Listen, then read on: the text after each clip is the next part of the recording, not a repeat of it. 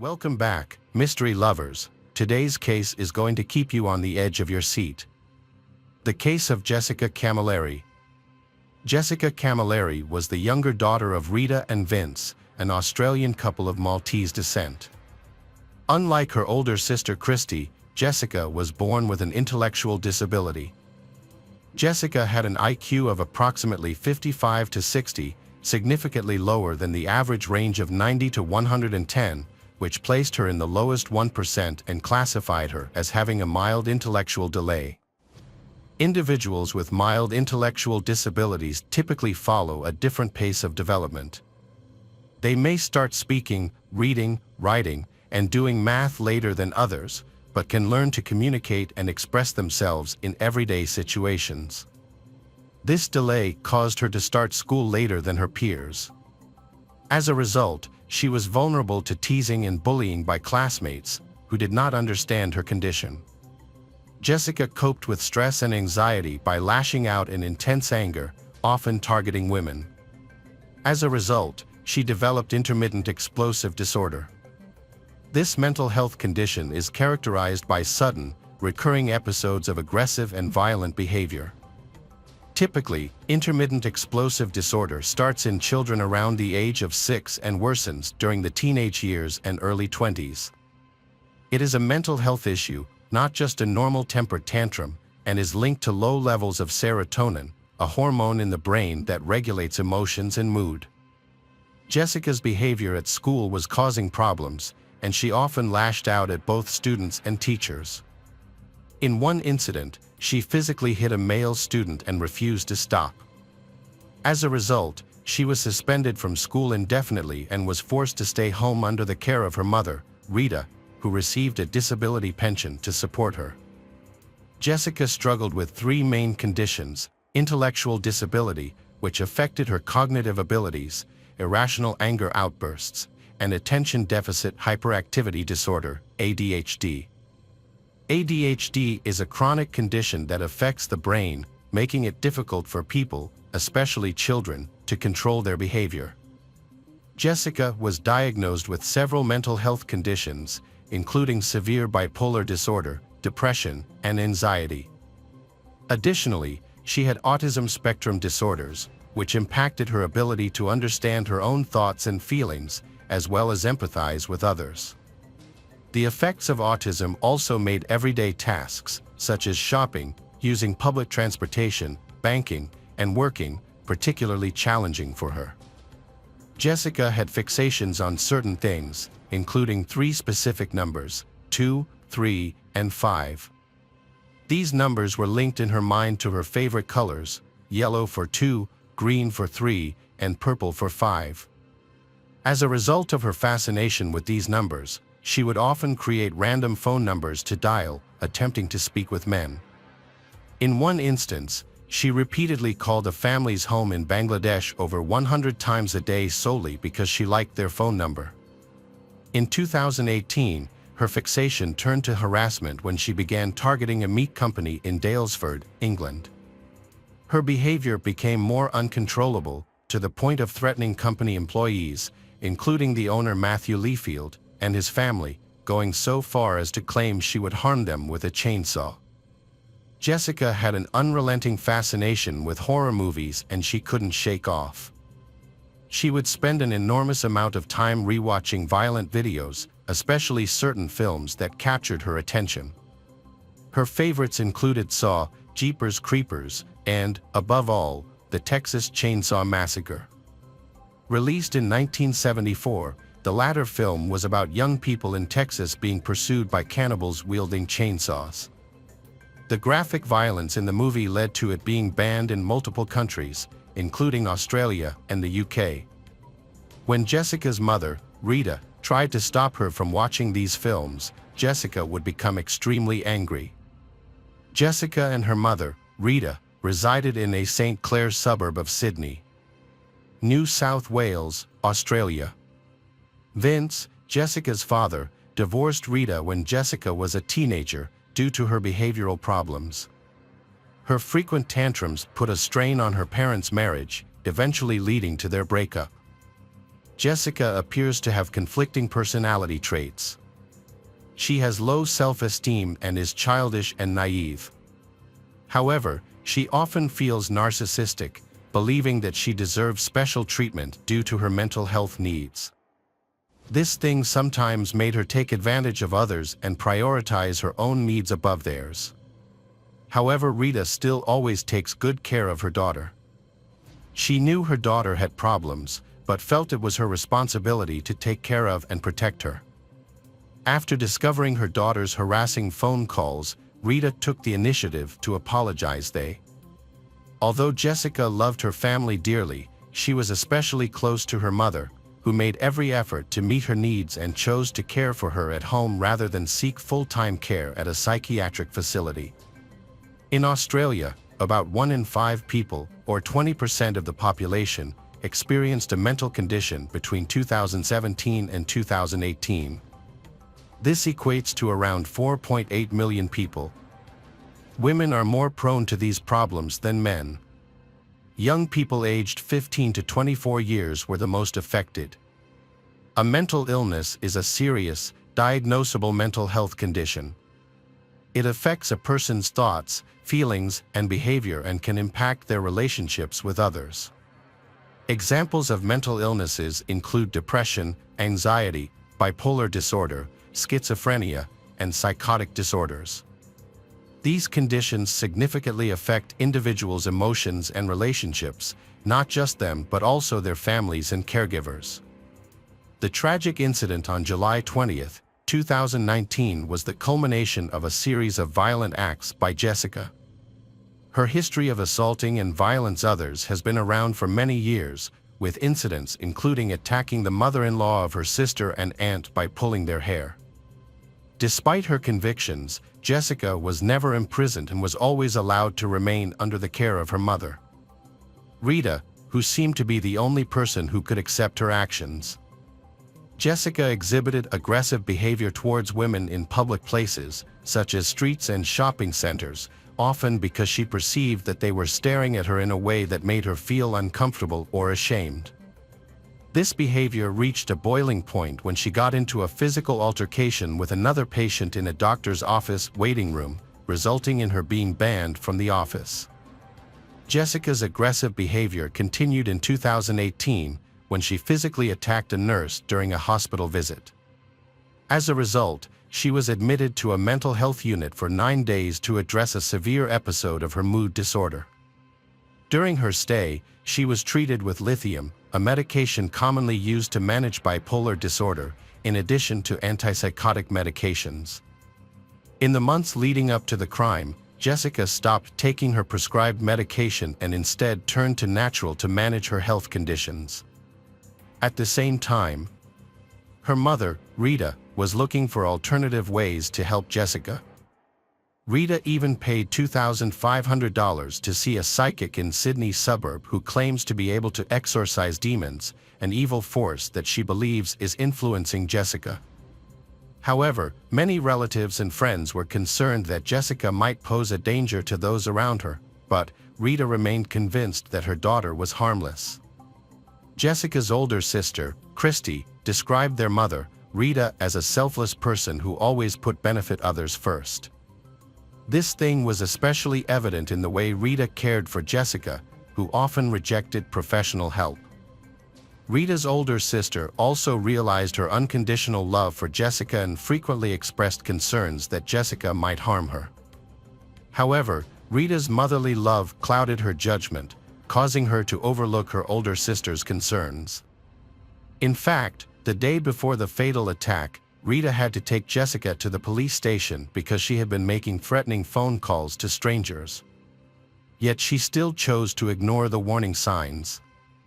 On July 20, 2019, Jessica felt embarrassed when her mother scolded her in front of a stranger in a parking lot. The stranger simply walked by, unaware of the tension between them. After visiting her sister, Jessica and her mother returned home. Jessica then asked her mother to order additional food from Red Rooster, but her mother, Rita, declined. Jessica became upset and placed 3 separate calls to the restaurant at 9:18, 9:20, and 9:21 p.m. Additionally, Jessica asked her mother to call a doctor to come to their house. When the doctor arrived, he was frightened by Jessica's behavior and quickly left. He was pursued by Jessica until he managed to safely escape in his vehicle. Rita could no longer wait patiently, so she told Jessica that she had decided to call an ambulance and was to take Jessica to a mental health facility. Unfortunately, this led to Jessica's most severe episode of rage. That night, 57-year-old Rita was violently attacked by her daughter in her own kitchen. The assault began when Jessica dragged her mother by the hair into the kitchen, where had a collection of 7 meat cleavers. 4 of the 7 cleavers were broken during the attack, but Jessica continued to use the remaining ones to inflict harm. She stabbed her mother's head and neck more than 100 times, causing her mother severe mutilation. This brutal act was not solely a result of Jessica's anger, revealing a disturbing level of fascination with violence, likely fueled by her excessive daily consumption of horror movies. The forensic pathologist's autopsy revealed that Rita suffered severe injuries to her head and neck, resulting in her death from multiple stab wounds. The fatal blow was a severed spine at the 2nd vertebra in her upper neck, essentially leaving her head partially detached. Notably, Rita had sustained over 90 defensive wounds, suggesting she was conscious and endured extreme pain and terror for a substantial portion of the attack. This horrific discovery is especially chilling since her own daughter, whom Rita had cared for and loved, was the one who inflicted the brutal violence. During the brutal attack, Jessica's 4-year-old nephew was present at the scene. He was the son of Jessica's older sister, Christy, and had been in Rita's care for a few days. The young boy witnessed Jessica attacking and beheading his grandmother. When he attempted to intervene, Jessica accidentally inflicted a minor head injury on him. The traumatic incident caused the boy to vomit, further adding to the horror of the scene. Jessica called the emergency number from her mother's cell phone after fatally her. During the call, Jessica claimed she acted in self-defense, stating that her mother, Rita, had attacked her first. This led to Jessica defending herself by stabbing Rita multiple times, eventually more than 100 times, and then beheading her. Following the incident, Jessica disposed of Rita's head in a nearby neighbor's yard. Upon arriving at the house in St. Clair, Sydney, New South Wales, police found Jessica outside. Her clothes stained with blood, holding a water bottle. What's striking, however, was Jessica's reaction to the situation. Rather than displaying remorse for her actions, Jessica expressed concern about her own future. She asked police officers and later detectives if it was possible to reattach her mother's head, seemingly holding onto the hope of a miraculous medical help that could bring Rita back to life. A police officer questioned the practicality of Jessica's plan, but she remained optimistic, believing that medical professionals could work miracles through surgery. Jessica also asked if she would face severe punishment, including the death penalty, for taking her mother's life. The officer informed her that Australia does not impose capital punishment, which brought her a sense of relief. Jessica then confessed to the police that her idea to decapitate her mother had originated from the horror movies she frequently watched. A disturbing conversation was captured on a police officer's body camera when they arrived at the scene at 11:43 p.m. on July 20, 2019. Upon arrival, first responders were met with a scene they described as one of the most horrific they had ever seen. The following day, July 21, 2019, Jessica appeared in court and chose not to request bail. According to a friend, this decision was not unexpected, as Jessica likely lacked understanding of the bail process. Jessica Caleri was found guilty of manslaughter in December 2020 after a trial that focused on her long-standing mental health issues. Initially, she had pleaded not guilty to murder, citing her mental health reasons as a reason. In early 2021, she received a prison sentence of up to 21 years and 7 months, with a non-parole period of 16 years and 2 months. This means she will be eligible for parole on September 19, 2035. Christy expresses her grief and shock, revealing that her younger sister Jessica was responsible for their mother's tragic death. While hesitant to forgive Jessica, but Christy expressed hope that Jessica would receive the necessary support and care in prison. This thing helped Rita could finally rest in peace knowing that her daughter's needs were being met, something that had failed to happen during her lifetime. The judge in the case offered counseling to the jurors, acknowledging that the harrowing evidence they had heard would likely haunt them. The judge said that during jury selection, several individuals had refused to participate in the trial. She also stated that Rita's murder was one of the most serious murders the court had ever seen. She described it as a particularly heinous crime and horrifying because it occurred in the victim's own home. During the trial, Jessica's lawyer revealed that she had expressed remorse for her actions in a letter to her family. In the letter, Jessica acknowledged that Rita had not provoked her and took responsibility for her mother's death. Jessica was evaluated by a psychiatrist who noted that she often lacked facial expressions when communicating with others. Although Jessica showed limited emotions, she did not exhibit signs of schizophrenia or hallucinations. The psychiatrist's conclusion was that Jessica required long-term, comprehensive mental health support to manage her risk factors and address her underlying issues. Jessica was incarcerated in the strictest unit of the women's section at the correctional complex. Throughout her time in prison, she continued to engage in problematic behavior.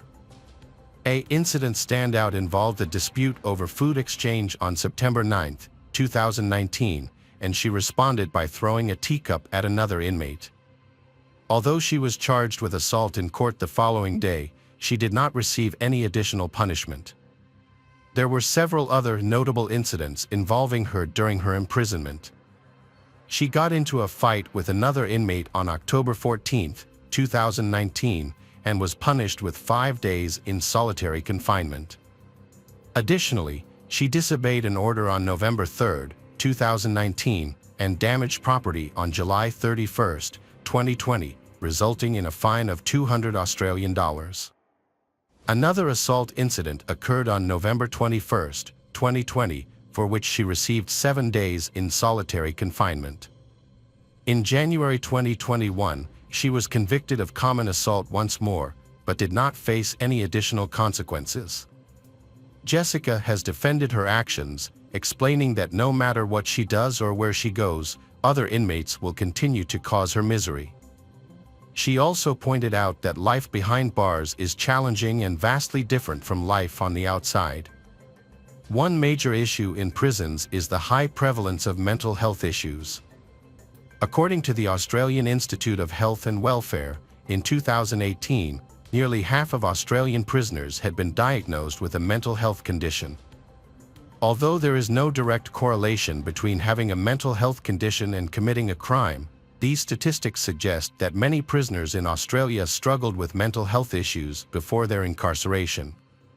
Research has found a link between mental illnesses and in likelihood of committing crimes, especially among individuals with psychotic disorders. Symptoms of bipolar disorder can directly contribute to criminal acts, while extreme anxiety or stress can increase the risk of violent behavior due to heightened emotions and impulsivity. On the other hand, being in a prison environment can worsen existing mental health conditions. The harsh realities of prison life, including the potential for violence from inmates or staff, can trigger or worsen mental health issues. Prisons are considered especially inhospitable environments for individuals struggling with mental illness, as reported by the Australian Policy Development Centre. A significant decision was made in the Sydney Supreme Court on May 15, 2023, in the case of Jessica. The court, consisting of Justices Peter Hamill, Christine Adamson, and Richard Kavanagh, decided that Jessica's case should be retried due to exceptional circumstances. A significant factor in this decision was Jessica's unusual behavior following the crime. After beheading her mother, Jessica carried the head into the street and asked emergency services personnel if they could reattach it. This action showed that Jessica's understanding of reality was severely impaired. Several mental health experts, including psychiatrists and a psychologist, testified about Jessica's mental health. Their findings indicated that due to her intellectual disability and autism, she had difficulty distinguishing between right and wrong. As a result, Justice Hamill decided to re-sentence Jessica Caleri to 16 years in prison, with the chance of parole in 12 years. Hello again, true crime fans, we've got another mysterious case to explore. The case of Sheila Labar. Sheila Labar was born in Fort Payne, Alabama on July 4, 1958. She was the youngest of 3 children and grew up on a farm surrounded by cornfields with her siblings, including her older brother and sister Lynn. According to Lynn, her older sibling, Sheila was an energetic, inquisitive, and creative girl. She loved being the center of attention, had a beautiful singing voice, and was very pretty. Her father Manuel Bailey's struggle with alcoholism had a profound impact on his family, especially his children, during their formative years. When affected, he became extremely aggressive and abusive, directing his anger at his wife and children. He would insult and humiliate them, attack them with any available object, and even force them to sleep outdoors, enduring the elements. Many times, Manuel's wife and children had no choice but to seek shelter in barns or fields, enduring harsh weather conditions such as heavy rain or freezing temperatures. Manuel's violent outbursts were a regular occurrence in the family. On one occasion, he threw dishes and objects at family members in a drunken rage. The mother tried to shield her children but was unsuccessful. A flower pot hit the youngest daughter, Sheila, in the head, causing her a severe concussion and leaving a permanent scar on her temple that she later covered with her hair. However, physical abuse was not the only trauma the sisters endured. According to Sheila and Lynn's memories, Manuel forced them into forced sex from a young age. Even though the mother may have known what was going on, she never addressed the problem or sought help for her daughters. Sheila studied very well, finding solace in her academic achievements in the midst of a difficult family life. She dreamed of escaping the countryside to pursue her ambitions in the city. With fierce determination and intense passion, Sheila aspired to realize her childhood dream in life and become an actress or a pop singer. She had everything for this: charisma, bright appearance, and a wonderful voice. Sheila's upbringing was tumultuous. At the age of 18, she left her parents' house, but adult life was difficult. She did not pass the university entrance exam because of her average grades, and she simply did not have the money to move to the big city. Therefore, Sheila took a job as a maid in a hotel where her sister worked.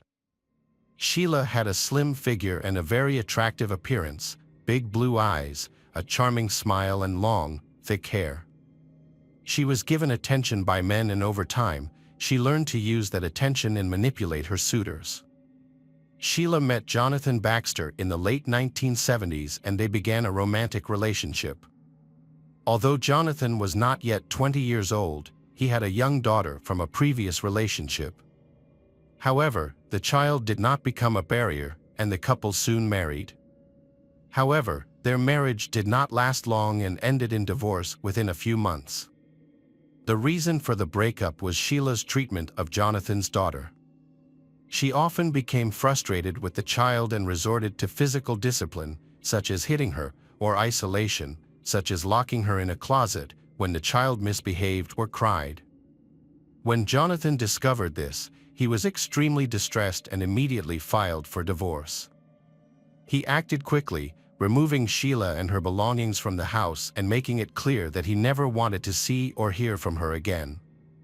After the divorce, Sheila continued to date many men, and she often relied on them financially, but these relationships did not last long, lasting only a few weeks to a few months. However, in the early 1980s, she met Ronnie Jennings, who would later become her second husband. Their tumultuous love affair soon led to marriage. Unfortunately, it was an unhealthy relationship between two erratic and unstable people who often cheated on each other, caused scandals, and even fought. However, their marriage lasted more than 3 years. In 1984, after an argument, Sheila asked her husband for a divorce. But he refused. However, Ronnie's motive behind refusing her request was not to save the relationship. He just wanted to irritate his wife and drive her crazy. He succeeded.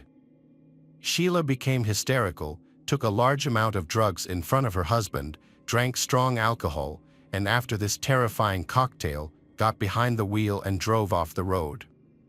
As expected, Sheila lost consciousness shortly after and drove off the road at high speed, crashing into a tree.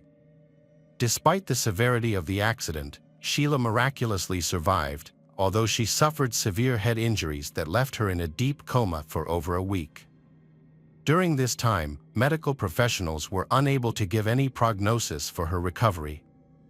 Sheila eventually recovered from her coma and was transferred to a psychiatric hospital, where she remained for several months.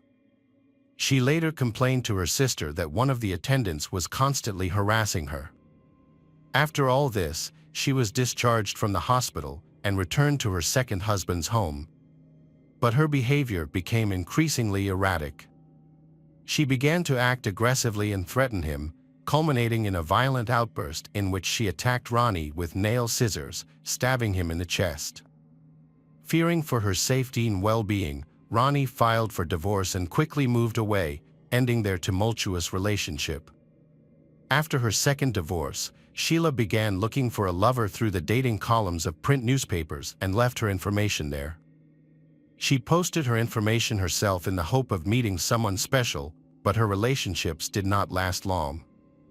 The reason was that she had a controlling personality, often dominating her partners in both her private and daily life.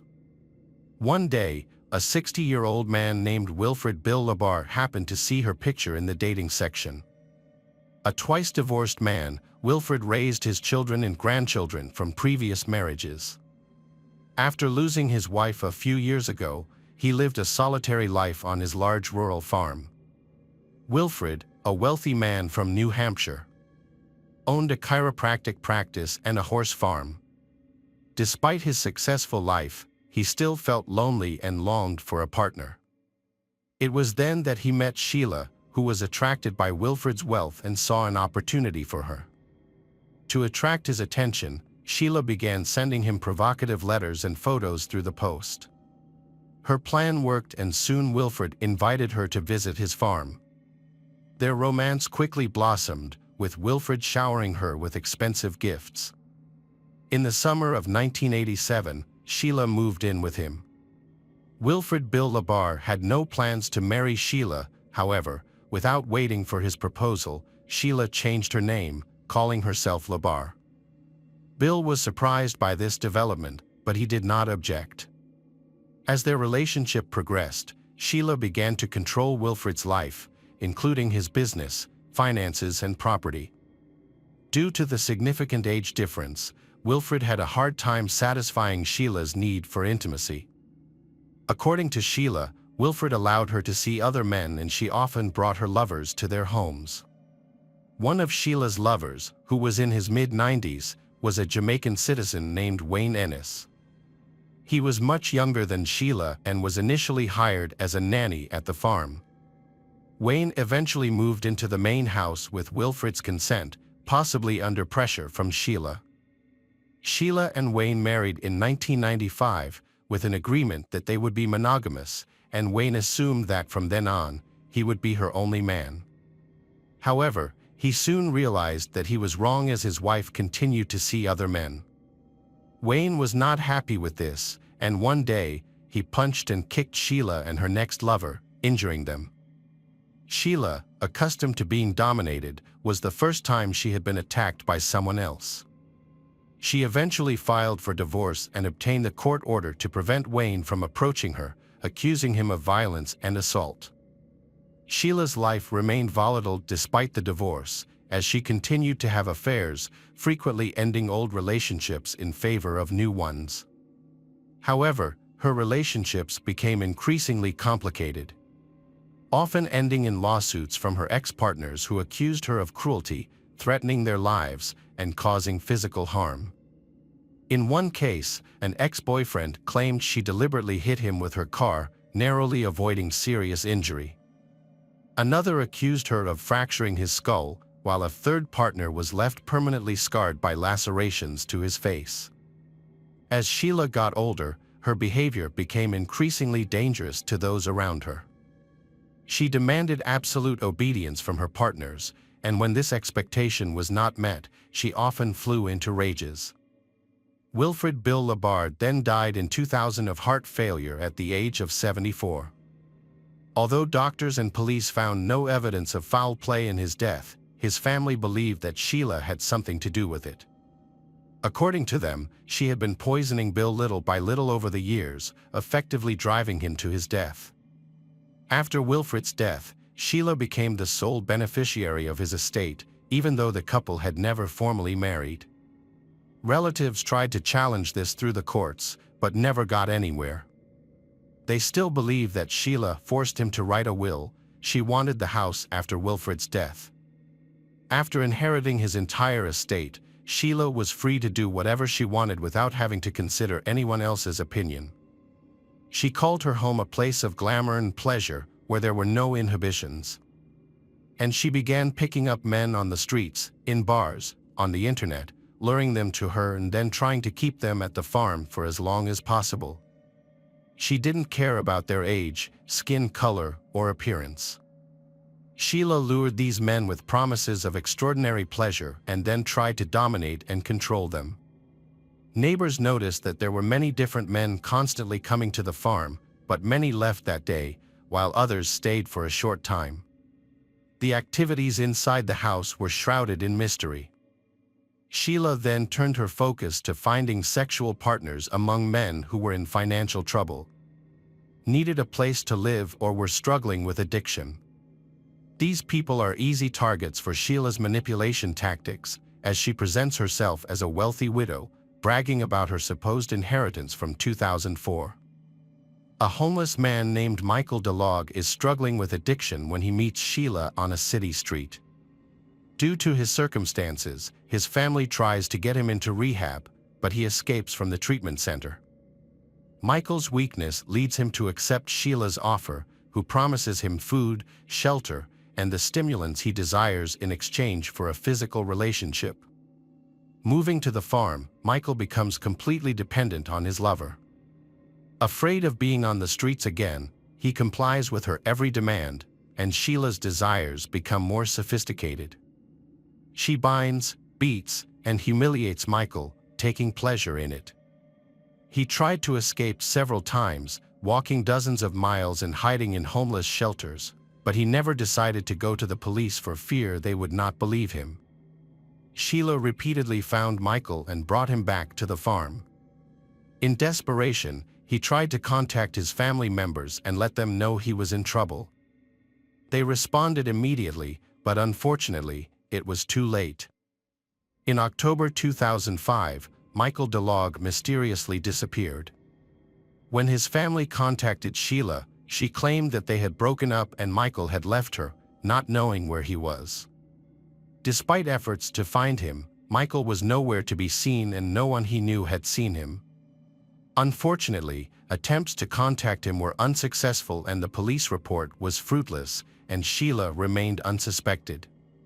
While her house and car needed maintenance, so she was forced to find work. She chose a career that suited her, becoming an operator for intimate telephone services, using her charming voice to make a living.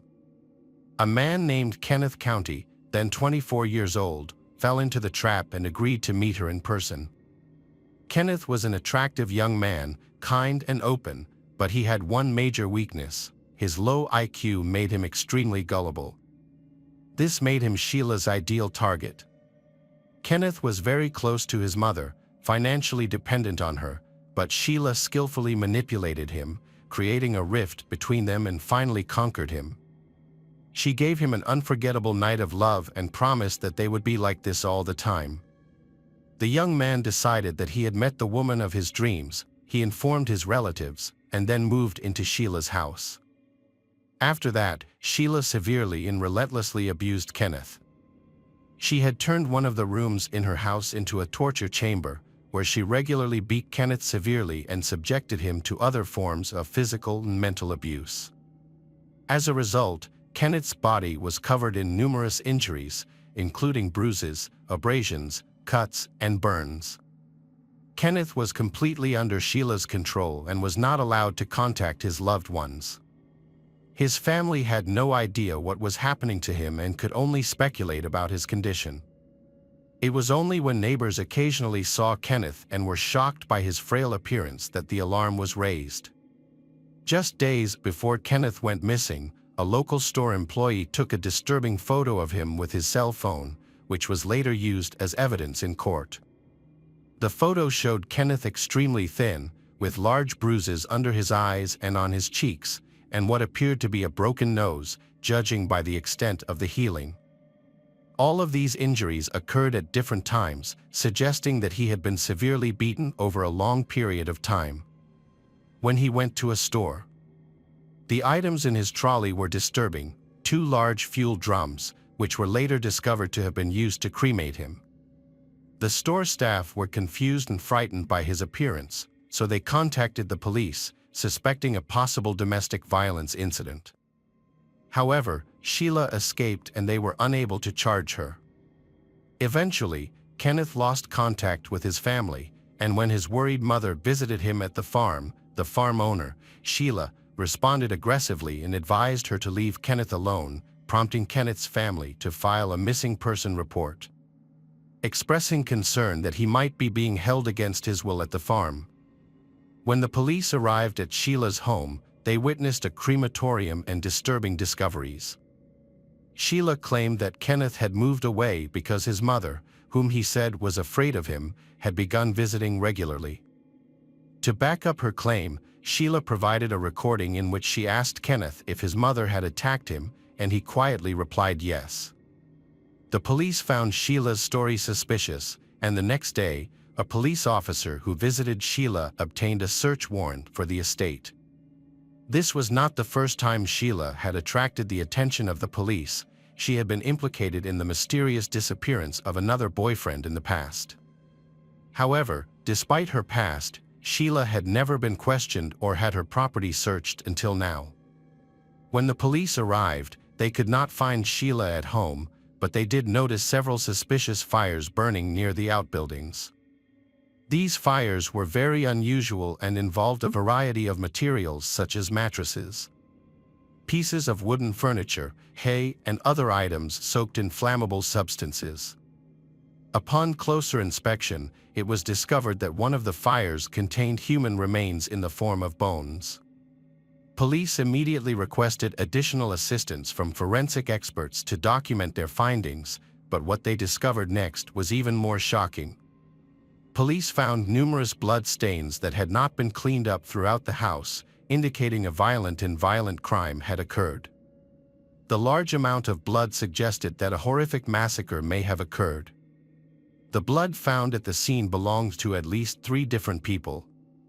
The body found in the fire was identified as that of the missing Kenneth County. 2 empty fuel cans were discovered nearby, matching the cans Kenneth had purchased at a local store the day before his disappearance. Further investigation uncovered the body of Michael DeLog, who had been missing for several years. Police also found several fingers belonging to an unidentified third person. In addition, a large number of items, believed to have belonged to several men due to their varying sizes, were recovered from the farm's storage pit, but their owners remain unknown. Sheila was not present at the time of the police visit, as she had already discovered them and planned to flee. Sheila hitchhiked to Boston to evade arrest. Along the way, she hitched a ride with a driver and eventually formed a relationship with him, leading him to invite her to stay with him. However, the next day, after watching a TV news report about a manhunt for a dangerous criminal, the driver called the police and reported that Sheila was currently in his bed. A disturbing discovery was made during the search of Sheila's home, a collection of videotapes. The recordings depicted men, including Kenneth, Michael, and several others, confessing to serious crimes. However, the men's visible distress and condition suggested that these confessions had been coerced through torture. After Sheila was arrested, concerns about her mental health prompted the court to order an evaluation. The results showed that Sheila suffered from delusional disorder and symptoms of schizophrenia. She believed that she was an angel sent from heaven to protect children from rapists. Her attorney used her poor mental health to create a defense, portraying her as terminally ill and unaware of her actions. This claim was based on severe mental and physical trauma she had suffered as a child. Sheila claimed that, years earlier, she had had a near-death experience after being in an accident and falling into a coma. During this time, she said, she encountered God and was tasked with ridding the world of men who harmed children. Sheila's ex-husbands and several of her lovers also took the stand in court, all of whom described her as insane, unstable, and extremely violent. In particular, her third husband, Wayne Anise, claimed that Sheila had repeatedly urged him to kill Wilfred Bill Labar, apparently motivated by his desire to take his estate. However, the defense team's efforts to portray Sheila as insane and in need of psychiatric care were unsuccessful. Instead, it was determined that she was fully aware of her actions when she committed the crime. Sheila was ultimately convicted in July 2008 and sentenced to life in prison without the possibility of parole. Any appeals she filed were subsequently denied. Sheila is currently serving her sentence at the Homestead Correctional Facility in Florida. Hi everyone, thanks for returning. Let's unravel another perplexing mystery. The case of Annie Tayan. Annie Tayan was born on May 1, 1965, in Charleston, South Carolina, and was raised by her mother. She had a strong love for life, dancing, fun, and the simple pleasures it brought. Annie dreamed of having a family and considered motherhood her greatest goal. She began this journey very early, giving birth to her first son, Jemia, at the age of 18, followed by her second son, Sean, just a year later. By the age of 20, she welcomed her third child, a daughter named Shane. Unfortunately, shortly after Shane was born, the children's father left Annie, became uninvolved in their lives, and abandoned the family. Annie faced the hardships of raising 3 young children in a rented apartment in Maine. In 1987, when her youngest daughter Shane was only 6 months old, Annie, 22, met Michael Palin, 32, a Navy officer stationed on the aircraft carrier Bramby. Their meeting took place in Portland, Maine, where Michael's ship was docked, and he felt an immediate attraction to Annie during their waterfront encounter. Michael lived in Charleston, South Carolina, and was a respected member of the Navy, known for his work as a computer systems operator. He was actively involved in military operations and had received several awards. Annie was fascinated by Michael's naval career and quickly fell in love with him, telling a friend that she had found a man she felt was truly worthy of her love. After dating for a few months, Annie and Michael decided to move in together, creating a family with 2 sons and a daughter. Unfortunately, their life together took a tragic turn when a fire broke out in their apartment. Annie was away at the time, leaving Michael with the children. Michael, along with Jemia and Sean, were able to escape, but Shane, who was too young to walk, was left behind. When Annie returned, she tried to enter the burning apartment to save Shane, but the neighbors prevented her. The loss of Shane in the fire had a profound effect on Annie. After the devastating fire, Annie and her sons moved to her mother's house in Portland. Meanwhile, Michael focused on his work and decided to stay in the barracks. A few months after the move, a disturbing event occurred near Annie's mother's house. A shed in the backyard was set on fire. The police quickly traced the source of the fire and found a lighter engraved with the name Bramby, the ship on which Michael served. This discovery made Michael the prime suspect in the arson case. However, despite the incriminating evidence, the police were unable to link him to the crime due to insufficient evidence. After the second fire, Maine child welfare authorities discovered that Annie's sons were living in unsafe conditions with her. As a result, they made the decision to remove Jemia and Sean from her custody and place them in the care of the Department of Social Services. This decision devastated Annie, who tried her best to regain custody of her children. But she was unsuccessful and lost custody of her sons. When Michael's ship returned to Charleston, South Carolina, he settled into a rental apartment and reunited with Annie. Despite their complicated past, Annie decided to move in with him in Goose Creek, a suburb of Charleston. However, while there, Annie discovered a photo of Michael wearing a wedding ring, revealing that he was married. When confronted, Michael confessed to Annie that he had been married but was now divorced. He explained that his ex-wife, Dawn Breeze, and their 3 children lived with his mother in Savannah, Georgia. Although Michael assured Annie that he was no longer in a relationship with Dawn, Annie was deeply troubled by this revelation. She considered leaving him but ultimately chose to stay, seeing Michael as a partner with whom to start a family. However, their living situation became negative. Michael became increasingly hostile and disrespectful to Annie. As she considered moving back to her mother's home, she discovered she was pregnant. This unexpected news kept her from leaving and brought her joy as she anticipated the birth of another child. In October 1989, Annie gave birth to her 4th daughter, Jade. Although she knew Jade could never replace her lost daughter, she felt that Jade filled an important void in her heart. In the month after Jade was born, Michael's treatment of Annie worsened. He began publicly insulting and humiliating her. Annie confided to a friend that she feared that if she tried to leave, Michael would relentlessly pursue her. His controlling behavior increased. He locked Annie in their apartment.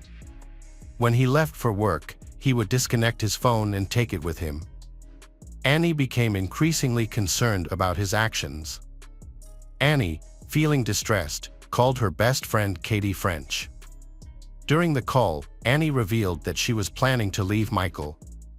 However, Michael threatened that if she left, their daughter Jade would stay with him and Annie would never see her again.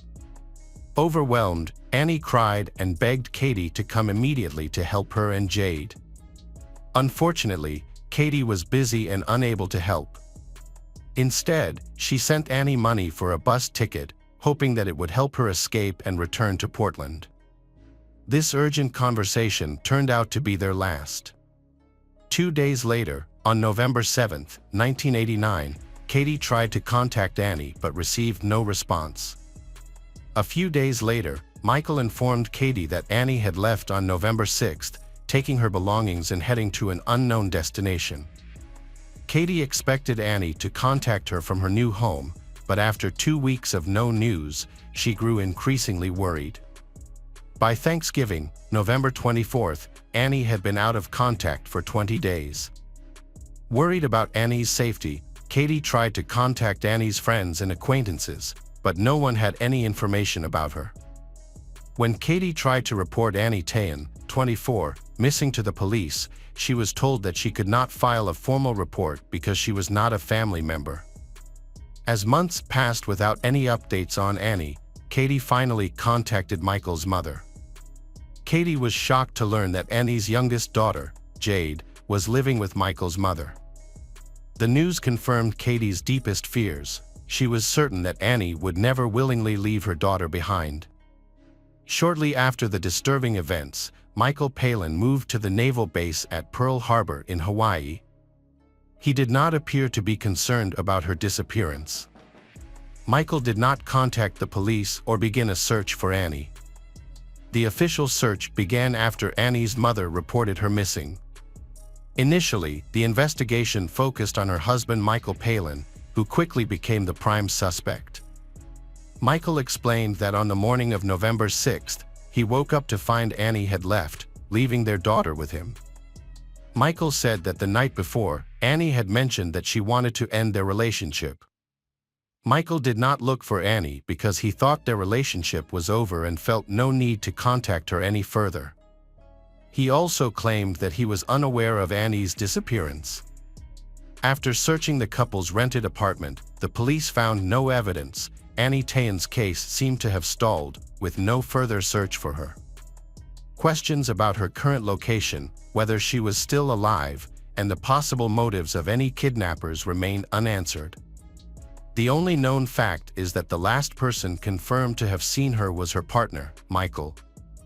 For 4 long years, there was no news or sign of Annie. Her best friend, Katie French, was the only one actively looking for her. She worked tirelessly on the investigation, and her phone bill alone cost her approximately $16,000. Katie hired a private investigator and was determined to continue the search.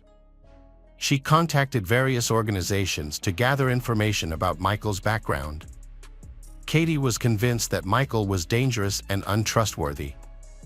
She was terrified of him, knowing that if Michael learned of her ties to the police, it could put her in danger.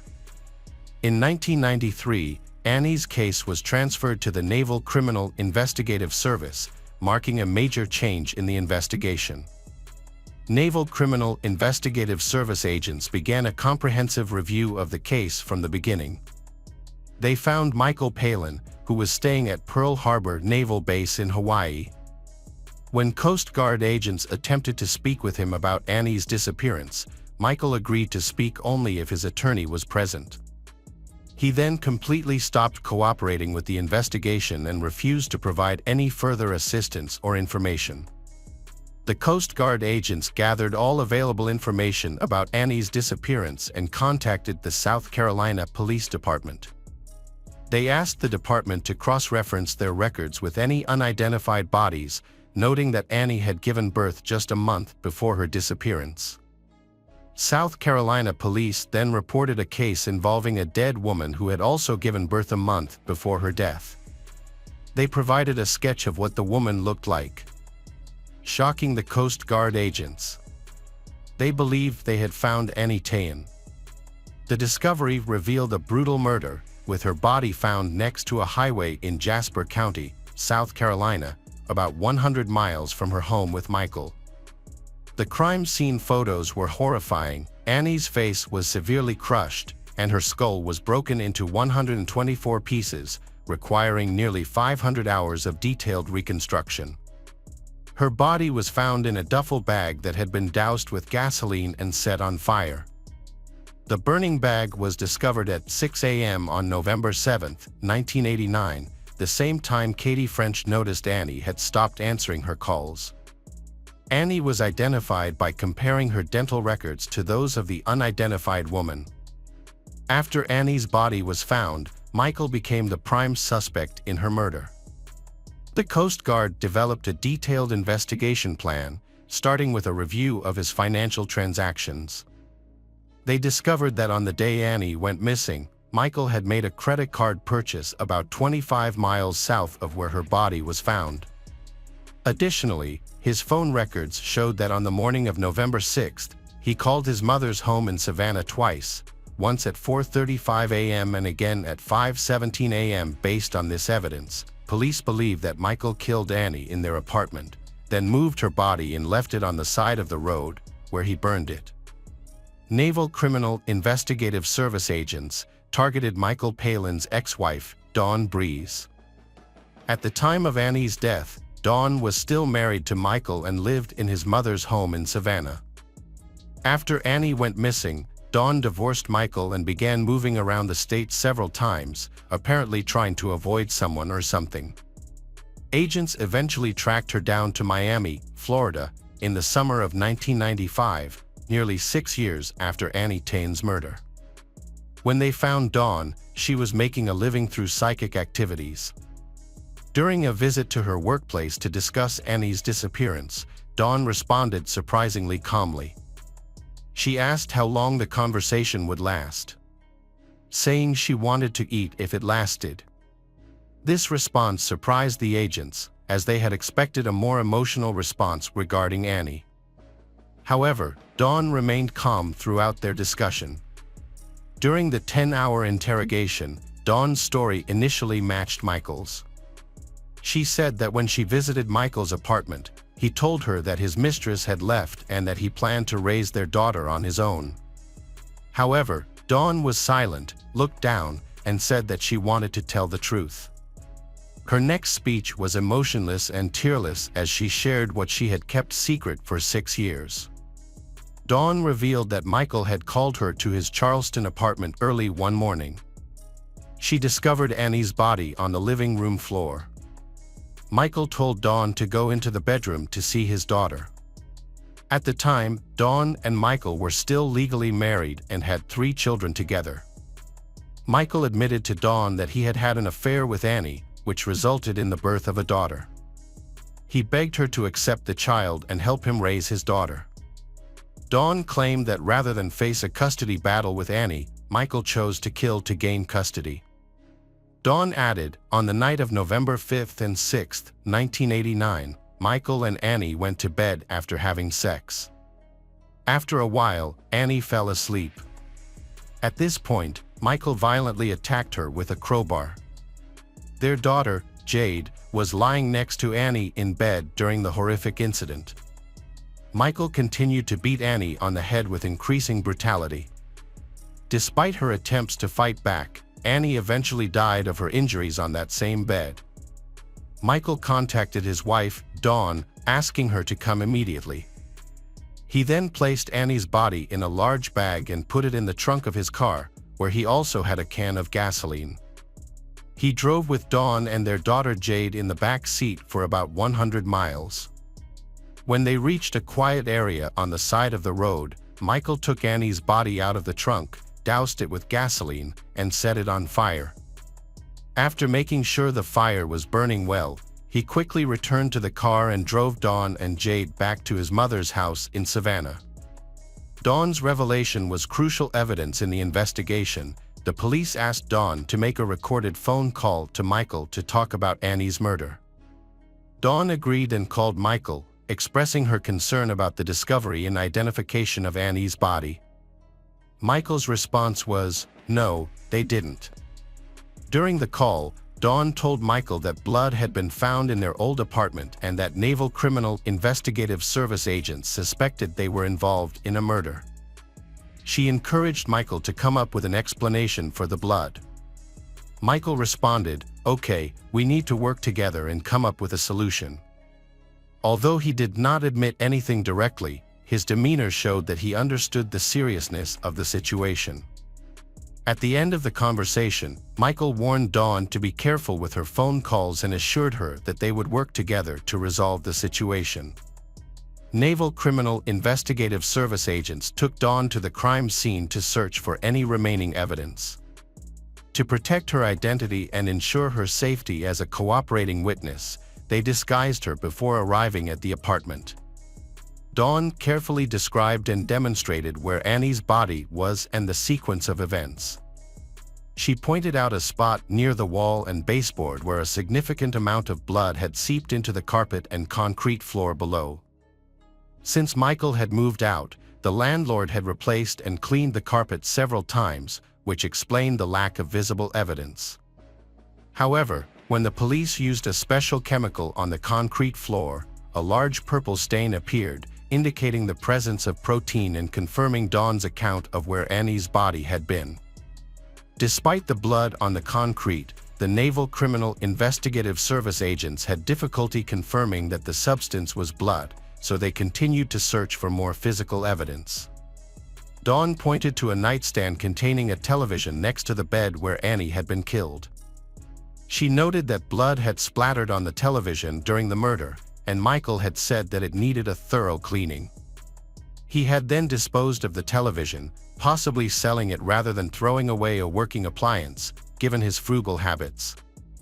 Finding the television was difficult, but the agents were determined to find it.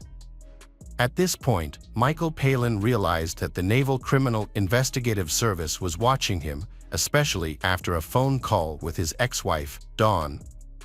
Naval Criminal Investigative Service agents were concerned that Michael might flee or that he might threaten witnesses, harm them.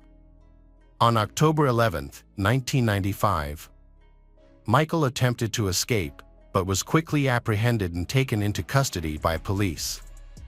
While Michael Palin was in police custody on suspicion of murder, Naval Criminal Investigative Service agents worked tirelessly to find and interview all the residents of the apartment complex where the murders took place in November 1989. Their efforts were rewarded when they spoke with a neighbor who said he had purchased a television from Michael. Amazingly, the television was still working and in the neighbor's home. The police quickly confiscated the television and sent it to the FBI lab for forensic analysis. This investigation led to a crucial discovery. Analysis found 11 blood stains inside the speaker. These blood samples were later compared to Annie's DNA, providing crucial evidence in the murder case.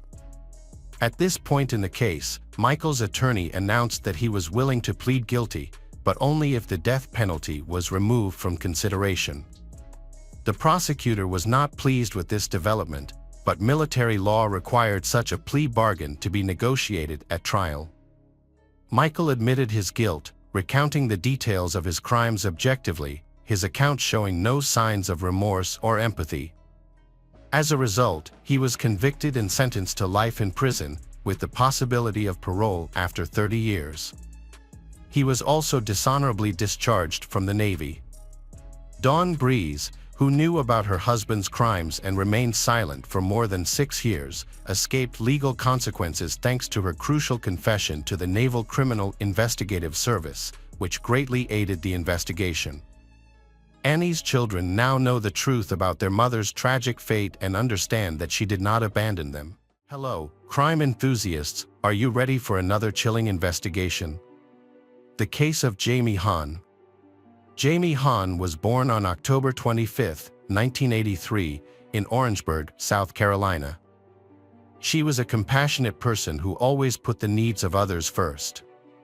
She was known for her kindness and her ability to make people happy.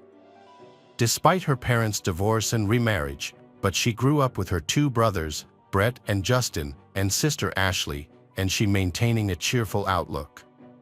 Jamie attended an elite private prep school known for its academic excellence. Her friends and family saw her as a talented and enthusiastic person with a promising future in politics. During a school trip to the University of North Carolina in junior high, Jamie became enamored with the campus and aspired to attend the institution. As she grew older, she joined the board of the Center of Hope, which supported troubled teenagers. She also became involved in various political campaigns, including Senator John Edwards' 2008 presidential campaign. Jamie emerged as a prominent figure within the North Carolina Democratic Party. During this campaign, she met Nation, and the two developed a strong relationship. Over time, their relationship evolved from a platonic connection to a loved one. After just 4 months of dating, the couple got engaged and eventually married on April 18, 2009. Both Jamie and Nation were successful in their careers, with Jamie running her own consulting firm, focused on political fundraising, and Nation working as a well-known online strategist for politicians and nonprofits. People who knew them described them as exceptionally kind, tender, and generous. They have been actively involved in a project protecting young families in North Carolina. Although they didn't have children yet, they plan to start a family soon. Jonathan Broyhill, 31 years old, a close friend of Nation who had been staying in the couple's home as a guest. Jamie was also familiar with Jonathan, having hired him as an accountant at her political consulting firm after he moved to North Carolina. Nation and Jamie kindly him a place to stay in their home until he could find his own accommodation. Jonathan and Nation were from the same hometown, and their friendship began in 2000 during a church trip. Although they had a 4-year age difference, they quickly formed a close bond.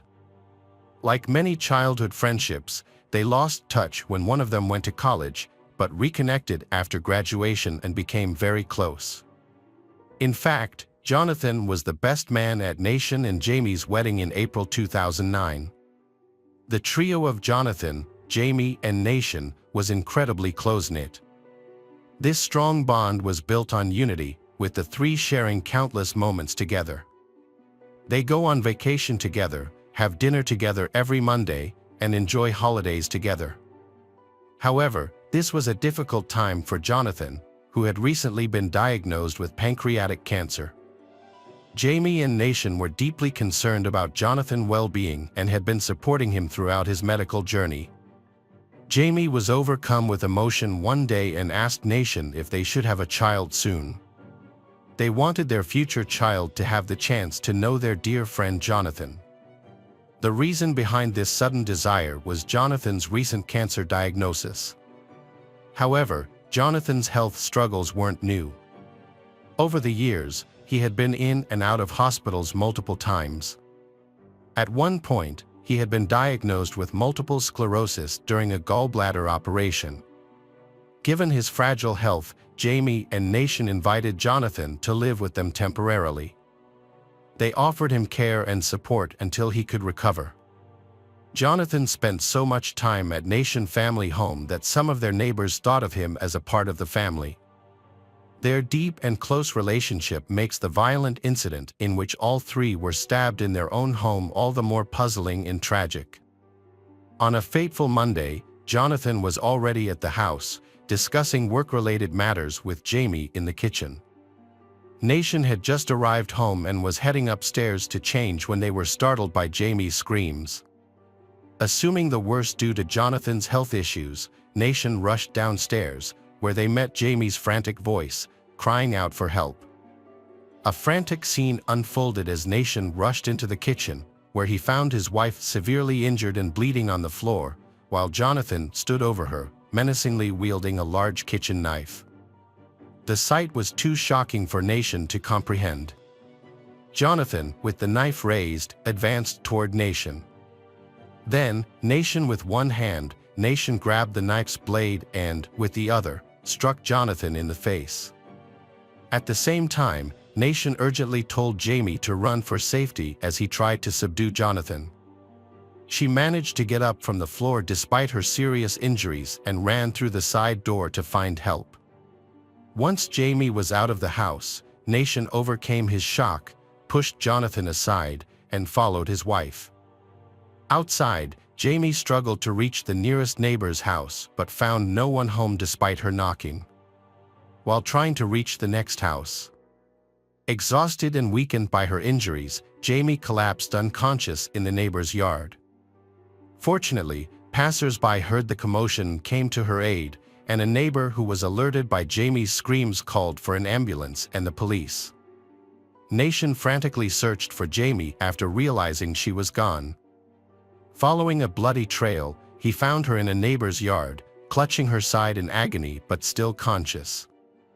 Kneeling beside her, Nation held her hand and tried to reassure her, making promises about their future together, including children, vacations, and future anniversaries.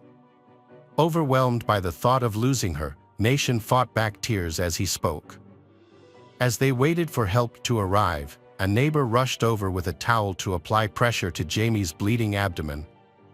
The towel quickly became soaked in blood. Another neighbor tried to make Jamie more comfortable by propping her legs up on a bag of leaves. The wait for an ambulance felt like an eternity to the onlookers. As minutes passed, Jamie's breathing became labored, a clear sign of her critical condition. The ambulance team arrived and immediately performed first aid to save Jamie's life. Nation, who had suffered serious cuts on his hand during the struggle, also needed immediate medical attention. Both Nation and Jamie were rushed to the hospital. Upon arrival, she was immediately wheeled in for emergency surgery. Nation stitched up his own wound, but his mind was preoccupied with fear for his wife's condition. In shock, he tried multiple times to visit her in the ICU but was denied access. Sitting on a hospital bed, he anxiously waiting for information on Jamie's condition. He also was aware of the severity of her injuries, numerous stab wounds, a severed artery, and extensive liver damage. All he could do was hope and pray that she would pull through. Against all odds, Jamie survived the surgery, but unfortunately, this brief moment of hope was short-lived. She never regained consciousness and passed away 2 days later. She succumbing to the injuries she sustained. The autopsy revealed that Jamie had suffered 24 stab wounds on various parts of her body, including her face, neck, back, hands, and forearms. The most severe injuries were inflicted on her abdomen and chest, which caused significant damage to her lungs and liver.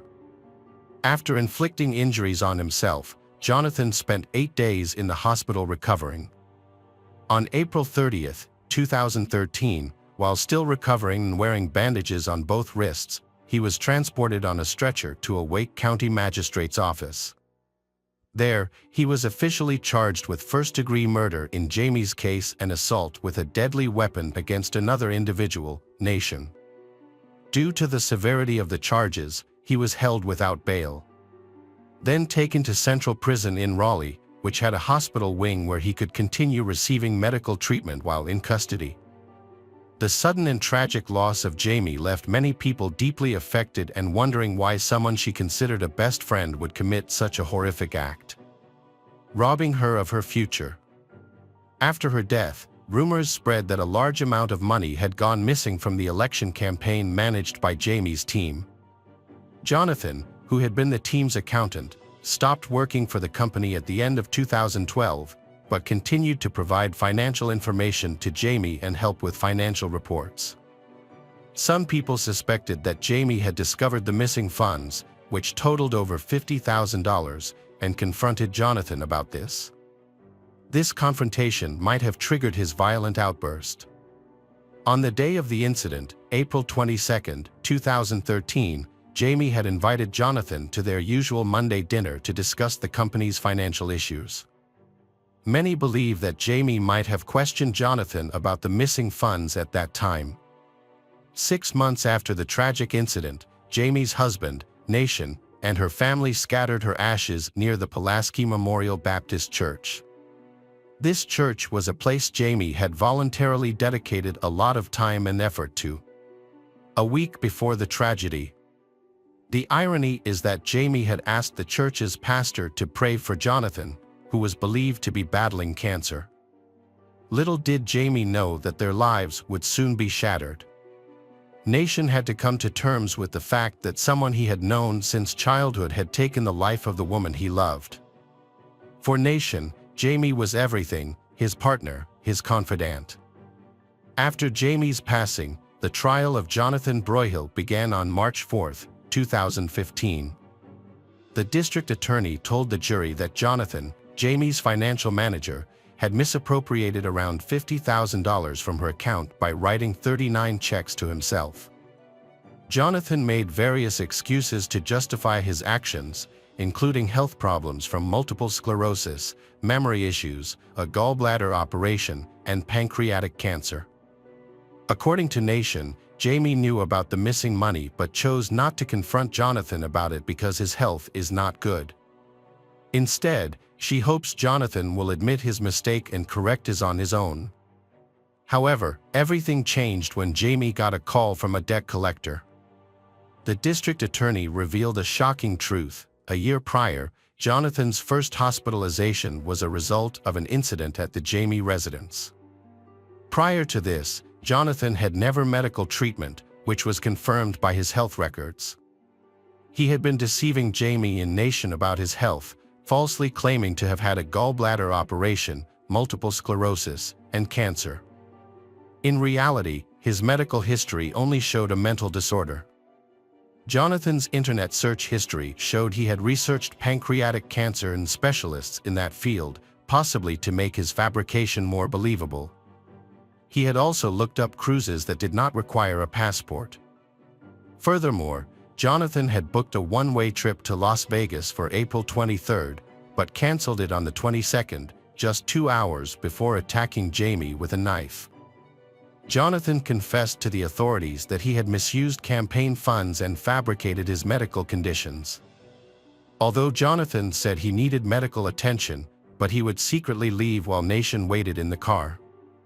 Nation did not know that he was deceiving them about his true intentions. Around this time, Jonathan was struggling with depression and suicidal thoughts. He was also experiencing auditory hallucinations, hearing voices that encouraged him to harm others. He had even purchased a knife with the intention of using it to end his life in Vegas. However, when Jamie confronted him about the financial irregularities, Jonathan's emotional state escalated, and he began inflicting injuries on himself. As the situation spiraled out of control, Jamie tried to intervene, but Jonathan's anger and delirium led him to attack her impulsively. He remembered attacking Jamie but had no recollection of chasing Nation. Jonathan's lawyer acknowledged that the evidence against him was overwhelming, making it impossible to dismiss the charges. Instead, they planned to argue for temporary insanity to reduce the sentence. On March 19, 2015, the jury delivered their verdict, finding Jonathan Broyhill guilty of murdering Jamie Hahn and attempting to murder Nation Hahn, both first-degree charges. The judge sentenced Jonathan to life in prison without the possibility of parole. Welcome back, detectives. Let's dive into another horrible case. The case of Zoe Saraki. Zoe Saraki was born on March 25, 1991, in Portland, Maine, a city in the northwest of the United States. She was raised in a loving family consisting of her parents, John and Linda Saraki, her brother Gregory, and two half-sisters, with whom she still maintains a close relationship. Zoe's father, John, worked as a construction worker and provided well for the family. As a result, Zoe was exposed to a variety of creative activities from a young age, which led to her strong interest in art. Her family also loved animals and had 5 cats at home. As Zoe grew older, she became increasingly curious and developed a strong desire to travel and experience different cultures. She also adopted a vegan lifestyle, choosing to consume only plant-based foods and avoiding animal products. Zoe was raised in an ecologically conscious culture that prioritized animal welfare, environmental conservation, and healthy living. This culture played a major role in shaping her personality. By the time she started high school in 2005, Zoe had already built up a large group of friends who considered her to be cheerful, enthusiastic, and friendly. However, things changed in 2008 when Zoe made a shocking decision on her 17th birthday. She decided to drop out of school. Her friends and family were surprised by the decision, and her parents were particularly unhappy with her choice. Despite this sudden change, Zoe's former classmates remember her fondly, describing her as a kind and loving person. A few months after leaving school, Zoe found a job at a local bakery and cafe called Bagel Works, marking the beginning of a new chapter in her life. On March 25, 2009, Zoe's 18th birthday, she was looking forward to getting a tattoo on one of her arms. Inspired by the works of Austrian artist Gustav Klimt, she had a clear idea of the design she wanted. Zoe went to a tattoo parlor in the Old Port area. There, she met 27-year-old tattoo artist Chad Gurnie. They quickly formed a bond, and after just a few days of meeting, Zoe agreed to start a romantic relationship with him. Notably, their 9-year age gap did not stop her from pursuing a relationship with Chad. Chad had a unique background. Born and raised in Maine, he attended Wells High School, where he was known as the goalie for lacrosse, a competitive sport played between two teams using a small rubber ball and a long-handled stick. After graduating from high school, Chad moved to Lynchburg, Virginia, to attend Liberty University, an institution known for its ties to the famous evangelical pastor Jerry Falwell. Chad has many tattoos on his body, most of which depict aliens. One design stands out, a gray alligator tattoo. In the context of tattoos, alien designs can mean two things. One is that the person believes in the existence of beings from other planets, and 2 is that it reflects the personality of the person wearing the tattoo, who is trying to say that they do not fit into this world, that they are different from others, and that they are unique. As for the reptile tattoo, it is said to symbolize danger and hostility, a predator to be avoided.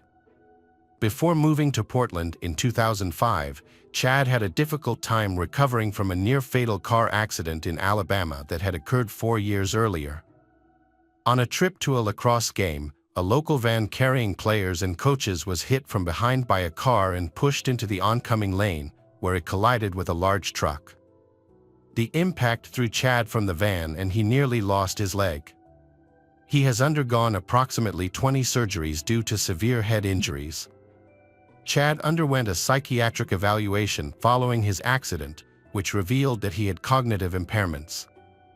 These impairments affected his speech, memory, and mathematical reasoning. After the accident, Chad received a large settlement from a lawsuit, allowing him to become financially independent. Years later, in 2007, Chad sought treatment for anxiety and depression.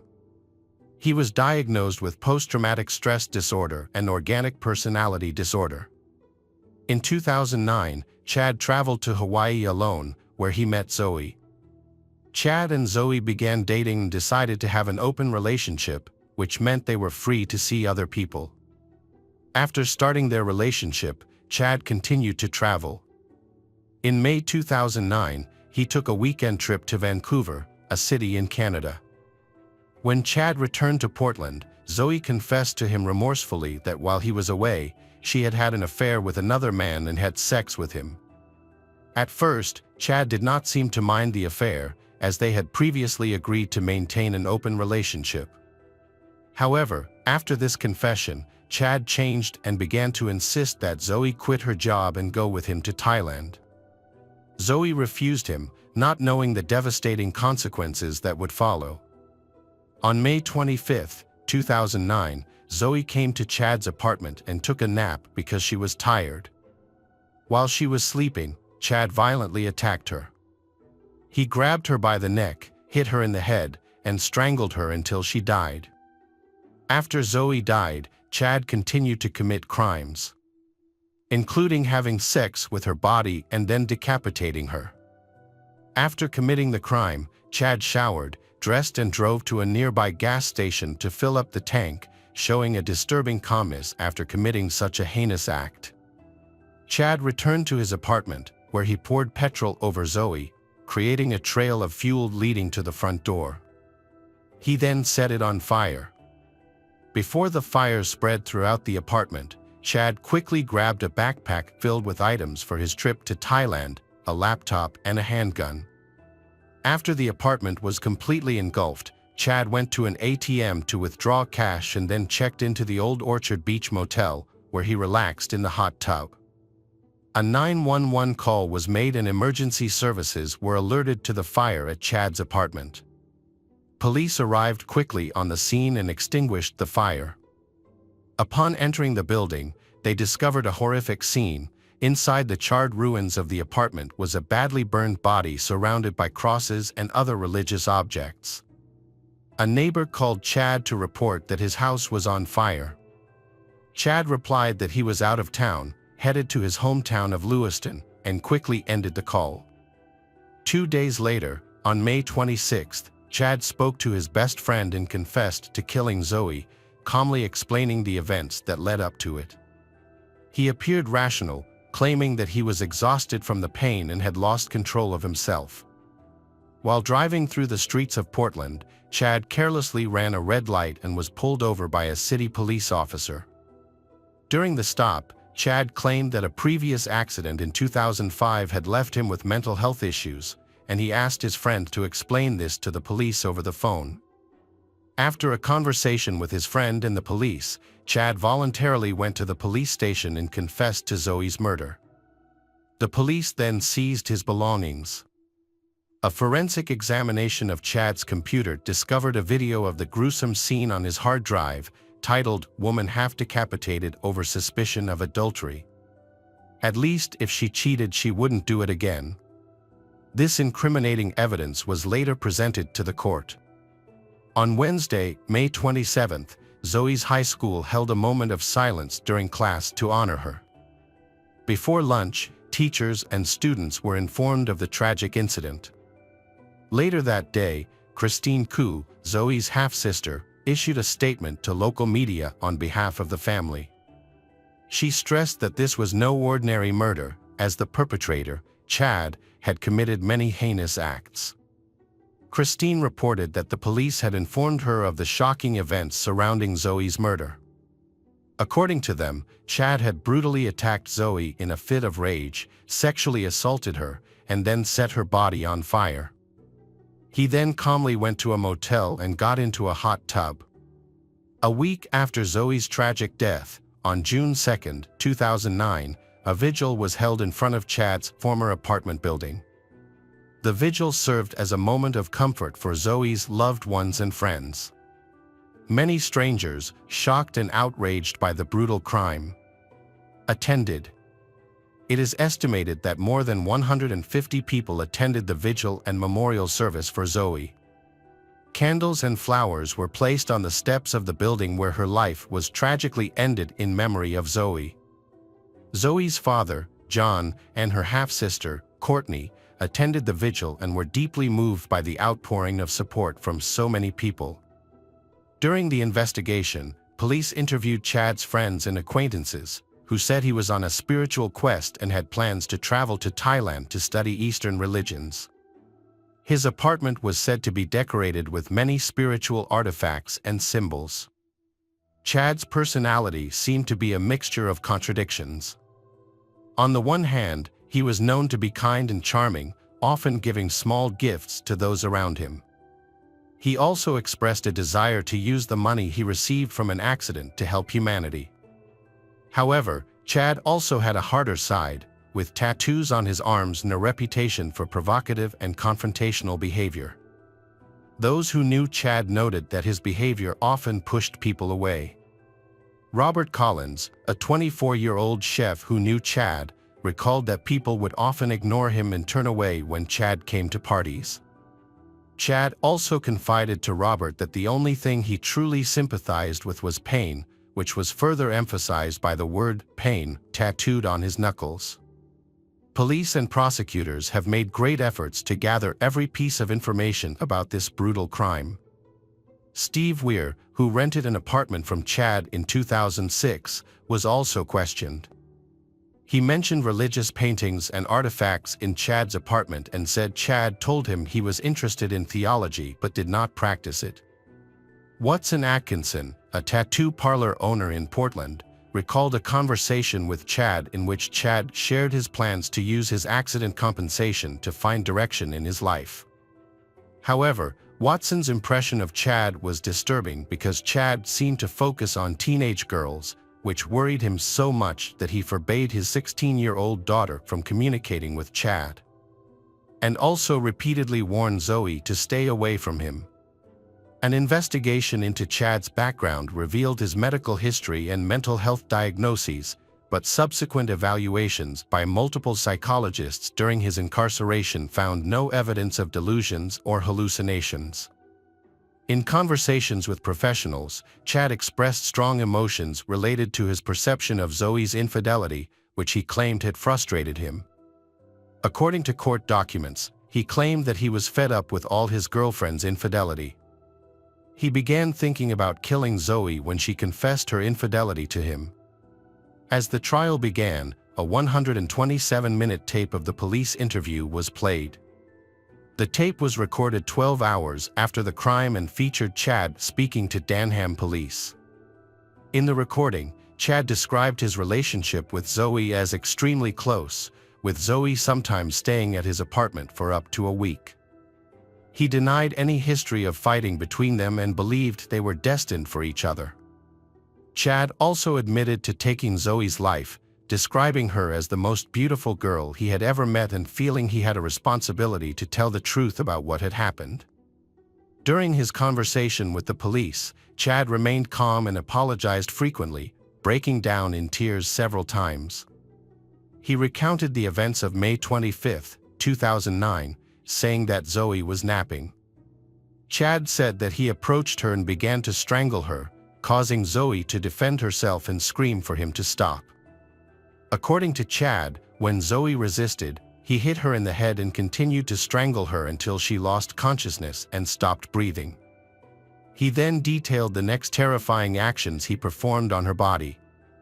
Chad revised his testimony, saying that he used 3 knives instead of a samurai sword. He described how he placed a cross between his legs and recounted his actions while Zoe's body burned in the apartment. Chad called himself a terrible person. When questioned about the beheading, Chad claimed that he was trying to turn Zoe's death into a ritual of forgiveness. Chad said he felt haunted on the day of the murder and that everything in his life seemed to have gone dark. He described himself as a primitive person, acting on instinct for hours, which led him to commit the heinous act. The recording of the interrogation, which became key evidence in Cumberland County Superior Court, was heard in its entirety by Judge Roland Cole during the first trial. It was revealed that Chad faced serious consequences, at least 25 years in prison, or possibly life in prison. However, if his mental disorder was recognized, he could be sent to a psychiatric facility in Austin. During the 2011 trial, it was determined that Chad had strangled the victim in a fit of rage. The question remains whether Chad would agree to this testimony, since he had waived his right to a jury trial. Prosecutors argued that Chad, a former Liberty University student and lacrosse champion, was fully aware of his actions. To support this claim, they presented testimony from a psychiatrist and a psychologist, both of whom agreed that Chad understood the gravity of his actions and decided to violently kill his girlfriend. Chad's defense team continued to emphasize his mental health struggles, arguing that he was out of control. On January 11, 2012, Chad's attorneys filed a motion with the Supreme Court to exclude from the case evidence found on Chad's personal computer at the time of his arrest. This evidence included a gruesome video in which he demonstrated how to decapitate an unfaithful woman. The defense argued that the video was inadmissible as evidence. Ultimately, nearly 3 years after the crime, Chad Gurnie, then 30, was sentenced to 50 years in prison for the murder of Zoe Saraki and an additional 25 years for arson. The judge ruled that the sentences would run consecutively. Chad's lawyers challenged the sentence, but their appeal was rejected. Zoe's family members were disappointed that Chad did not receive a life sentence. During sentencing, the presiding judge said that Chad had a distorted view of the world, but the court's main concern was whether the defendant knew that his actions were wrong. Chad's lawyer, Sarah Churchill, presented her case to the Supreme Court, claiming that Chad's concussion and other injuries from the 2005 accident had left her client in a state of confusion and delusion. She argued that the judge erred in finding Chad guilty, particularly that the search warrant should not have included his smartphone, laptop, and social media pages. Sarah Churchill argued that the court should have focused more on evidence of Chad's psychosis and unstable mental state at the time of the crime, rather than evidence found on his digital devices. The Deputy Attorney General told the court that Chad was accused of killing Zoe as an act of revenge for having an affair with another man. The Deputy Attorney General explained that a video appeared to show Chad sexually assaulting Zoe as punishment for an infidelity that he considered a betrayal. The Deputy Attorney General clarified that the prosecution did not use any information from social media to build its case against Chad. He argued that the evidence convincingly demonstrated that the defendant was fully aware of his actions at the time of the crime. After the verdict was announced, Kathy Kozev, Zoe's aunt, shared with reporters that throughout the trial she felt extremely distressed as she witnessed Chad's sight and voice, taking her back to the traumatic final moments of her niece's life. Welcome back, mystery lovers. Today's case is going to keep you on the edge of your seat. The case of Gretchen Harrington. Gretchen Harrington was born on June 13, 1967, in Pennsylvania.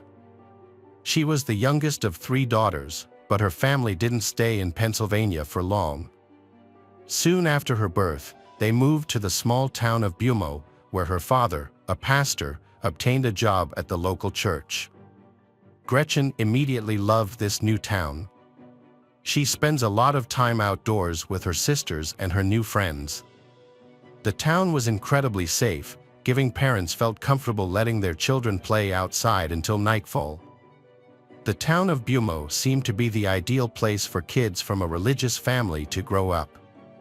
As a result, Gretchen spent a lot of time at her father's church and excelled in Sunday school, consistently earning top grades. On August 15, 1975, Gretchen's mother and newborn sister were set to return home from the hospital. 8-year-old Gretchen was excited to meet her new sibling. However, her father reminded her not to miss Sunday school, considering her perfect attendance record and high grades. Although Gretchen was hesitant, but she decided to attend church, taking her Bible along. Normally, she would have walked to church with her older sisters, but on that morning, they stayed home. The church was only a short distance away, less than a mile, so she didn't feel afraid to walk alone. The Sunday school lessons were divided into 2 sessions. First, the children gathered at Trinity Church, and after about an hour and a half, some of them, including Gretchen, were to head to her father's church. However, when the kids arrived at the second church at 11:30 a.m., Gretchen's father noticed that his daughter was missing. Thinking that Gretchen might have stayed at the first church, her father called Trinity Church to check. David's wife, a Sunday school teacher and pastor's spouse, answered the call. She reported that Gretchen was not there. She immediately informed her husband, David, about the situation. He was surprised to hear this, as Gretchen had not been in attendance at his Sunday school class that morning. Growing increasingly worried, Gretchen's father asked David to contact the police while he began searching for his daughter. He drove along the route between the 2 churches, checked nearby streets, and reached out to the parents of Gretchen's friends, but she was nowhere to be found. Her friends were all either at church or at home, and Gretchen's best friend, who was David's daughter, hadn't seen her all day. The police quickly launched a search for Gretchen. As people learned about her disappearance, they rallied together to help find her. Since Gretchen's father is a well-respected local pastor, hundreds of volunteers joined the search, many of whom knew and admired him. The volunteers and police scoured the town and surrounding areas, including wooded regions and the riverbank. A police helicopter even assisted the search from above. Despite the extensive search continuing late into the night, but they still couldn't find Gretchen. The search for Gretchen continued to grow the following day, with even more volunteers joining To aid in the search, the police created and distributed flyers displaying Gretchen's photo and details about her disappearance to motorists and along roads. Despite these extensive efforts, the police were unable to uncover any leads or determine what had happened to Gretchen. As the days went by with no new information, Gretchen's disappearance remained a mystery, deeply impacting the town. In the past, it was common for children to have the freedom to roam the streets without adult supervision. They would often spend hours exploring the woods and swimming in the nearby river with no one watching over them, and their parents rarely worried. However, the recent disappearance of Gretchen changed everything, which sparked widespread fear and anxiety among residents. As people tried to make sense of what had happened, various theories emerged. Some speculated that Gretchen might have left home voluntarily, while others believed she may have drowned while swimming in the river. The most disturbing theory, however, was that she had been kidnapped. As a result, parents became extremely cautious, no longer letting their children out without supervision. One mother even went as far as cutting her daughter's hair short to disguise her as a boy. Overnight, the once peaceful town turned into a place of uncertainty and fear. Police have also questioned anyone who may be involved in Gretchen's disappearance. They gathered several new leads from conversations with witnesses. One witness reported seeing a girl who resembled Gretchen near the church that morning, approached by a green station wagon. However, the witness did not see what happened next. Another person shared a similar story, but described a white Cadillac approaching the girl. The police investigated these leads by identifying and checking the owners of matching vehicles in the area. Unfortunately, this did not yield any results. 4 days later, a resident of Westchester, a nearby town, contacted the police after finding children's shorts that matched the description of Gretchen's clothing. Investigators showed the shorts to Gretchen's mother, but she confirmed they did not belong to her daughter. From then on, there was still no progress in the case. The search operation was eventually suspended, and the focus shifted to the investigation. The police continued to interview witnesses and follow up on any available leads. However, as time passed, the chances of finding Gretchen alive grew increasingly slim. On October 14th, a jogger in a national park, approximately 20 minutes from Bumo, made a noticed something strange in the bushes. Initially, he wasn't sure what it was, but upon closer inspection, he realized it was a human body. The jogger immediately reported the things to the park rangers, who then alerted the police. Upon investigation, the authorities determined that the remains belonged to a child. However, identifying the child to be extremely difficult due to the advanced state of decomposition. Investigators initially suspected it might be Gretchen, so they showed her parents pictures of the clothes found next to the remains. These clothes had been carefully folded. Gretchen's mother confirmed the clothes found belonged to her daughter, as she had made them herself. Forensic experts further the identification by matching the remains to Gretchen's dental records. The cause of death was determined to be multiple severe blows to the head, and the case was reclassified as a homicide. The body was so decomposed that investigators were unable to determine any further details about the circumstances surrounding her death, including whether she had been sexually assaulted. Additionally, DNA analysis technology was not available at the time, 1975, leaving investigators without any DNA clues to pursue. The town was shaken by the news of Gretchen's murder, leading to an influx of tips for the police. As concerns about a violent offender still on the loose grew, citizens urged authorities to swiftly bring the perpetrator to justice. As the investigation continued, authorities received numerous tips about suspicious individuals seen in the park where Gretchen's body was found. Unfortunately, these leads did not aid in the case. Investigators also thoroughly vetted nearby residents with a history of violent crimes, but this approach yielded no results. Several months after the body was discovered, the case came to a standstill with no new developments. In subsequent years, detectives would periodically reopen the case, thoroughly reviewing existing leads and tips, but to no avail. This was largely due to a lack of evidence. Even with advancements in DNA analysis, the police found no concrete leads. No foreign DNA was found on Gretchen's body or her clothes, leaving the case unsolved for decades. The investigation was periodically mentioned in the media, but public interest waned. Following the crime, parents in the town became highly cautious and protective of their children due to fearing another attack. This collective fear lingered for years, changing the lives of Brawl's children. Months later, a crucial piece of information came to light. A woman contacted the authorities to share her account and met with the lead detective to tell her story. At the time of Gretchen's murder, the woman was 10 years old and lived in Havertone, close to Gretchen's home.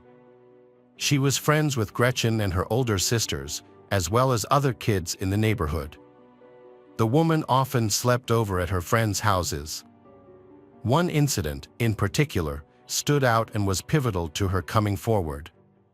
While sleeping over at a friend's house, the woman woke up in the middle of the night to find the friend's father touching her. She then saw him quickly leave the room and was too afraid to tell anyone. However, the same thing happened again the following night. The next morning, she confided in one of her friends, who surprisingly revealed that this was a common occurrence. The friend's father would often come into their room at night. The woman immediately reported this to her parents when she returned home. But instead of contacting the police, they simply forbade her from visiting the friend's house again.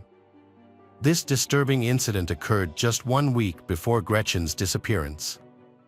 The woman shared a crucial piece of information with the authorities: the name of the man she suspected, David Zandstra, a pastor who taught at the Sunday school. However, her account didn't end there.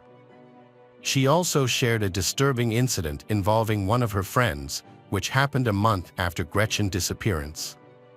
This friend was approached by a man who tried to kidnap, but her friend managed to avoid the situation by refusing to get into his car. The man who made the attempt was none other than David Zandstra. To support her claim, the woman provided detectives with her personal diary from that period. In the diary entry dated September 15, 1975, she recorded a conversation with her friend, who had begged her to keep a secret due to concerns that David might cause her harm. With this new information, the police reopened the case.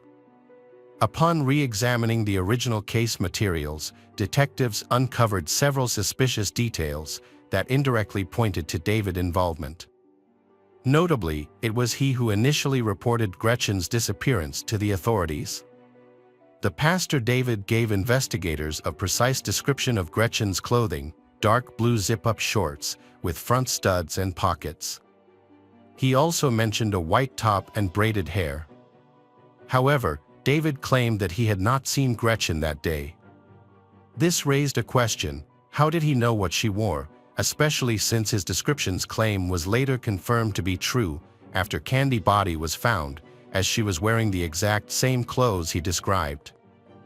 Further investigation revealed that the Sunday school classes were delayed by 50 minutes due to the pastor David's late arrival. This delay would have given him enough time to abduct Gretchen, kill her, dispose of her body in the park, and return to the church to begin teaching. According to David's initial statement, he drove some children in his van to Candy's father's church after the classes, and only became aware of Candy's absence when her father said it out to him. A significant detail in the case was that David, his wife, and their 3 children relocated to another state just months after Gretchen's disappearance. Notably, David owned multiple vehicles, including a green station wagon that drew police attention. A witness had previously reported seeing a similar vehicle near the church on the day Gretchen vanished. Given these clues, detectives decided to interrogate David. At 83 years old and residing in Georgia, David agreed to speak with detectives at the local police station on July 17, 2023. When David realized the detectives suspected him of murder, he initially responded with denial, asking what evidence they had against him. However, the detectives revealed 2 key pieces of evidence: a woman's testimony about an incident at his house, and allegations of him molesting his own daughters. David's demeanor drastically changed. As he realized his dark past was exposed, he stopped denying the accusations and, after 48 years of silence, he began to speak about the murder. According to David's account, on a Sunday morning, he drove his green American motor station wagon to Gretchen's father's church. There, he saw Gretchen walking outside and offered to give her a ride. Gretchen accepted, likely because their families were friends, and she was also on her way to his Sunday school classes. However, instead of taking Gretchen to the church, David drove her to a secluded park area. He ordered her to undress, but she refused and she asked to be taken home. David then hit Gretchen repeatedly on the head, knocking her unconscious. After Gretchen lost consciousness, David removed her clothes and assaulted her. He then drove her to another park and checked for a pulse, but found none. Believing she was dead, he carried her body into the bushes and covered it with branches. David then returned to the church to teach his Sunday school class. After he confessed, the police arrested him to Gretchen's murder and had him extradited to Pennsylvania to face trial. His arrest sparked a wider and more thorough investigation. Detectives suspected that David had assaulted multiple girls, and they strongly believed there were additional victims. The fact that he had been a pastor in various cities and states for decades led as it suggested he may have committed many more crimes. Because David was a pastor, respected by everyone, he initially was not suspected. However, with the truth finally exposed, detectives collected his DNA sample and began comparing it to evidence in unsolved cases. They also investigated unsolved disappearances of girls in cities where he had been employed. Investigators quickly identified a case similar to that of Gretchen. In 1991, 4-year-old Amanda Campbell from California, she vanished from her home in a quiet neighborhood without leaving any clues. Notably, at the time of Amanda's disappearance, David was a pastor in that same neighborhood. Although there is currently no evidence linking him to the crime, police have identified similarities between the two cases, suggesting he could be a suspect. David Zanstra, now 83, is being held in a jail in Cobb County, Georgia. He was denied bail and denied extradition to Pennsylvania, despite he filing an extradition request. Welcome back, mystery lovers. Today's case is going to keep you on the edge of your seat. The case of April Jones. April Jones was born on April 4, 2007. April is a cheerful child, but she also has her own problems. Born 7 weeks early, she had some early health issues, but with medical support, she grew into a typical young girl.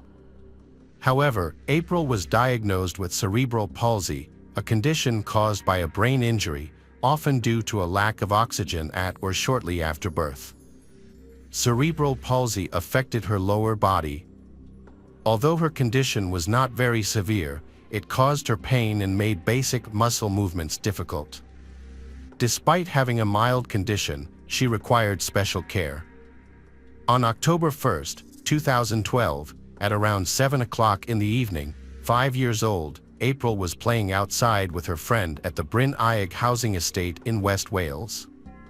Usually, April's parents don't let her go out to play when it's dark like that, but because she had received an excellent report card the day before, they allowed her extra playtime. April was supposed to return home after playing outside with her friend for about 20 minutes, but after that she did not return home. Her parents had last seen her on a bike, so they went out to look for her. They found April's 7-year-old friend nearby, but April wasn't with her. The friend explained that April had gotten into a car. Fortunately, she could describe the man who took April. He was wearing a green jacket, had blue or green eyes, brown hair, and a beard. Despite being young, the friend provided a crucial detail. She saw April get into the car on the driver's side. In the UK, the steering wheel is on the right side, which suggests the man was driving a left-hand drive car. Despite it being nighttime, but the police responded swiftly. The first officers reached the scene, the 999 call.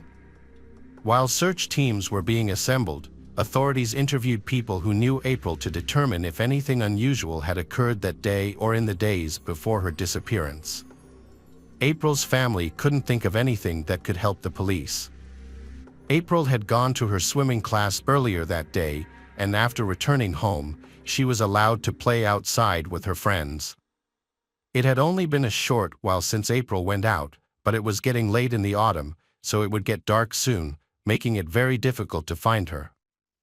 News of April's disappearance spread quickly throughout the neighborhood, through word of mouth and social networks. Within hours, locals left their homes to help search her. Although their intentions were good, this outpouring of support hindered the police investigation. The police were grateful for everyone's enthusiasm, but they still needed to conduct door-to-door inquiries to see if anyone had seen April or seen the person who might have taken her. The problem was that very few people were at home because most had gone out to assist with the search. The story of April's disappearance quickly drew national attention. Television crews and reporters from all over the country flocked to the small town to cover the incident. At 10:30, the police provided a status update to the public and media, voicing concern as they still hadn't found any leads related to April. They appealed to anyone with information to come forward right away. On the evening of October 1st, authorities released more details about April's disappearance. At the time she went missing, April was wearing her school polo shirt and a purple coat. Over 100 people had joined the search to support the police. The local community played a crucial role in the search, as their knowledge of the area invaluable. In addition to locals, a large number of volunteers from England traveled to Wales to assist, and several people from South Wales also joined the search. The search was difficult due to the town's surroundings, which included mountains, waterfalls, gorges, dense forests, and uneven terrain, all of which were exacerbated by the cold, rainy, and overcast autumn evening. The police divided the volunteers into multiple search teams, which then combed through a vast area of about 60 square kilometers. After 8 hours of searching the difficult Welsh terrain, by 3:30 a.m., the volunteers had thoroughly covered the area. Although the situation was desperate, there was a poignant beauty in the fact that many people were willing to give their time to help find little April. This outpouring of support must have brought some comfort to her family, who waited anxiously by the phone for news. However, the police had prohibited the family from joining the search, fear that they might encounter terrible things about their daughter. On October 2, 2012, April was still missing despite extensive nighttime searches. In response, the police in Wales issued a child rescue notice, a nationwide alert that disseminated April's description and that of her abductor to all UK police agencies. This was the first time the child rescue alarm had been sounded nationwide. 14 hours after April's disappearance, the media began pressuring the police to release every detail of their investigation. The police faced criticism for their handling of the case. But it can be argued that this was unfair. They had responded swiftly, organizing search parties and searching for April throughout the night, doing everything possible given the challenging weather. Detective Superintendent Andy John led the investigation, keeping the public and media informed with regular updates. To aid the search, he established roadblocks where officers stopped and inspected every vehicle. Posters with April's photo were also distributed, aiming to spark anyone's memory that might help locate her. People living nearby and those from farther away had been sending reports to the police. Many of these reports mentioned the same name, Mark Bridger. Several locals identified Mark as matching describe April's kidnapper. He was known as a Land Rover driver with blue eyes and short facial hair, and notably, his car had a left-hand drive. Witnesses reported seeing Mark or his car near where April went missing. They found the last known address of Mark and multiple attempts to contact him. However, both Mark and April were not present at the address. Mark has never encountered any legal problems before. However, some local residents reported that he had participated in the initial nighttime search for April. Due to the large number of volunteers, it was not possible to verify this information. The authorities shifted their focus to locating Mark. They deployed helicopters to scour the area from above while officers searched all locations on the ground. They discovered that Mark had recently moved into a cottage called Mount Pleasant. When police arrived, they found no one living there and there were no cars there. They entered the cottage and called out April's name, but there was no response. It was initially unclear whether Mark had been evading authorities. At 4:30, police announced that Mark had been captured. Before, a police aircraft spotted him walking his dog on a country road near April's family home. He appeared to have altered his appearance by shaving his head and beard. Police helicopters led patrol cars to Mark's location. When stopped by officers, he provided his name without attempting to hide his identity. The officer then inquired about April's whereabouts, to which he responded that it was an accident, claiming he had unintentionally crushed her with his car and was now unaware of her location. During the arrest, Mark became visibly emotional. The arresting officers informed him of his rights, stating, "You do not have to say anything, but anything you say may be used as evidence." Strangely enough, Mark was eager to talk, even though he didn't have to. The officers reminded him that he was free to speak or not. Mark told them he had been searching for April on foot day and night. His car, a left-hand drive Land Rover Discovery, was in the garage. He denied abducting her and said he tried to revive her but panicked. He only learned her name that morning from the news. He wished he could remember where he left her, saying she was lifeless on the seat. He apologized to April's family. Meanwhile, in April's hometown, a large-scale search operation was underway. Police, canine teams, volunteers, and mountain rescuers scoured the Welsh countryside, but couldn't find her. Volunteers numbering in the hundreds from all over the country worked relentlessly, usually only sleep for a few hours, then continue searching. The police received over 600 offers of help, with many suggesting areas to search. Thanks to local expertise, over 20 areas were thoroughly checked. At this stage, detectives had Mark Bridger in custody and were interrogating him. Mark immediately began discussing the incidents of that day. He stated that he had no knowledge of April's whereabouts and described his activities, which included attending a parent-teacher conference at his daughter's school and then parking near his girlfriend's house, also which is close to April's parents' house. Mark admitted to consuming a few drinks and seeing two girls riding their bicycles. He remembered the dark-haired girl riding behind his car, and claimed that when he looked for the other girl, she was nowhere to be seen, but then suddenly her bike appeared. Mark admitted that he had been nearby at the time of the incident and April was hit by his car while she was riding her bike. He claimed he was drunk at the time. He stated that he didn't intend to harm April, but knew he had made a mistake. He said he took her into his car to rush her to the hospital. Mark described April's condition, said her face had turned pale, and her lips were purple. He acknowledged that his actions led to her death and mentioned that he knew her parents. However, after this admission, Mark's memory became unclear. Despite initially being open about his involvement, but he couldn't recall what he did with April's body after she died. Even though the police tried to interrogate Mark many times, but they were hindered when he suddenly claimed to have amnesia. He repeatedly stated that he was in his house, couldn't find April, and wouldn't have abandoned her.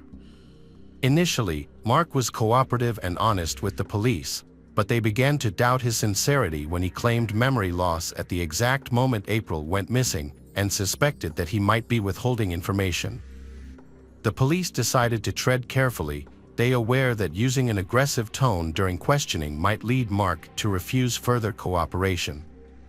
The police obtained a statement from April's 7-year-old friend, claiming that April voluntarily got into Mark's car, appeared happy, and was smiling. It is unlikely that someone would deceive a child in this way without reason or motive. However, the police also had a witness who contradicted this account. The witness reported that April entered the Land Rover through the driver's door, which is actually the left-hand side door in the UK. This contradicts Mark's story, suggesting that his testimony may be fabricated. When confronted with this new information, Mark became uncomfortable. Despite this, he maintained his original story and showed no signs of wavering under various lines of questioning. Detectives employed a novel approach by consulting Dr. Joe Sullivan, a renowned expert in criminal body language and behavior. Dr. Sullivan's involvement went beyond analyzing Mark's interviews. He also visited his home to gather information for a psychological profile. What he found was astounding. Mark's home contained an assortment of disturbing items, including knives, handcuffs, and a shotgun, some of which were concealed, while others were openly displayed. Furthermore, he worked at a slaughterhouse. According to Dr. Sullivan's assessment, Mark was a fantasist who identified himself with fictional characters like Rambo, indicating a disconnection from reality. Despite Dr. Sullivan's advice, the police took a paternalistic approach with Mark. However, he stuck to his story. The police then relied on forensic specialists to thoroughly search his house for evidence.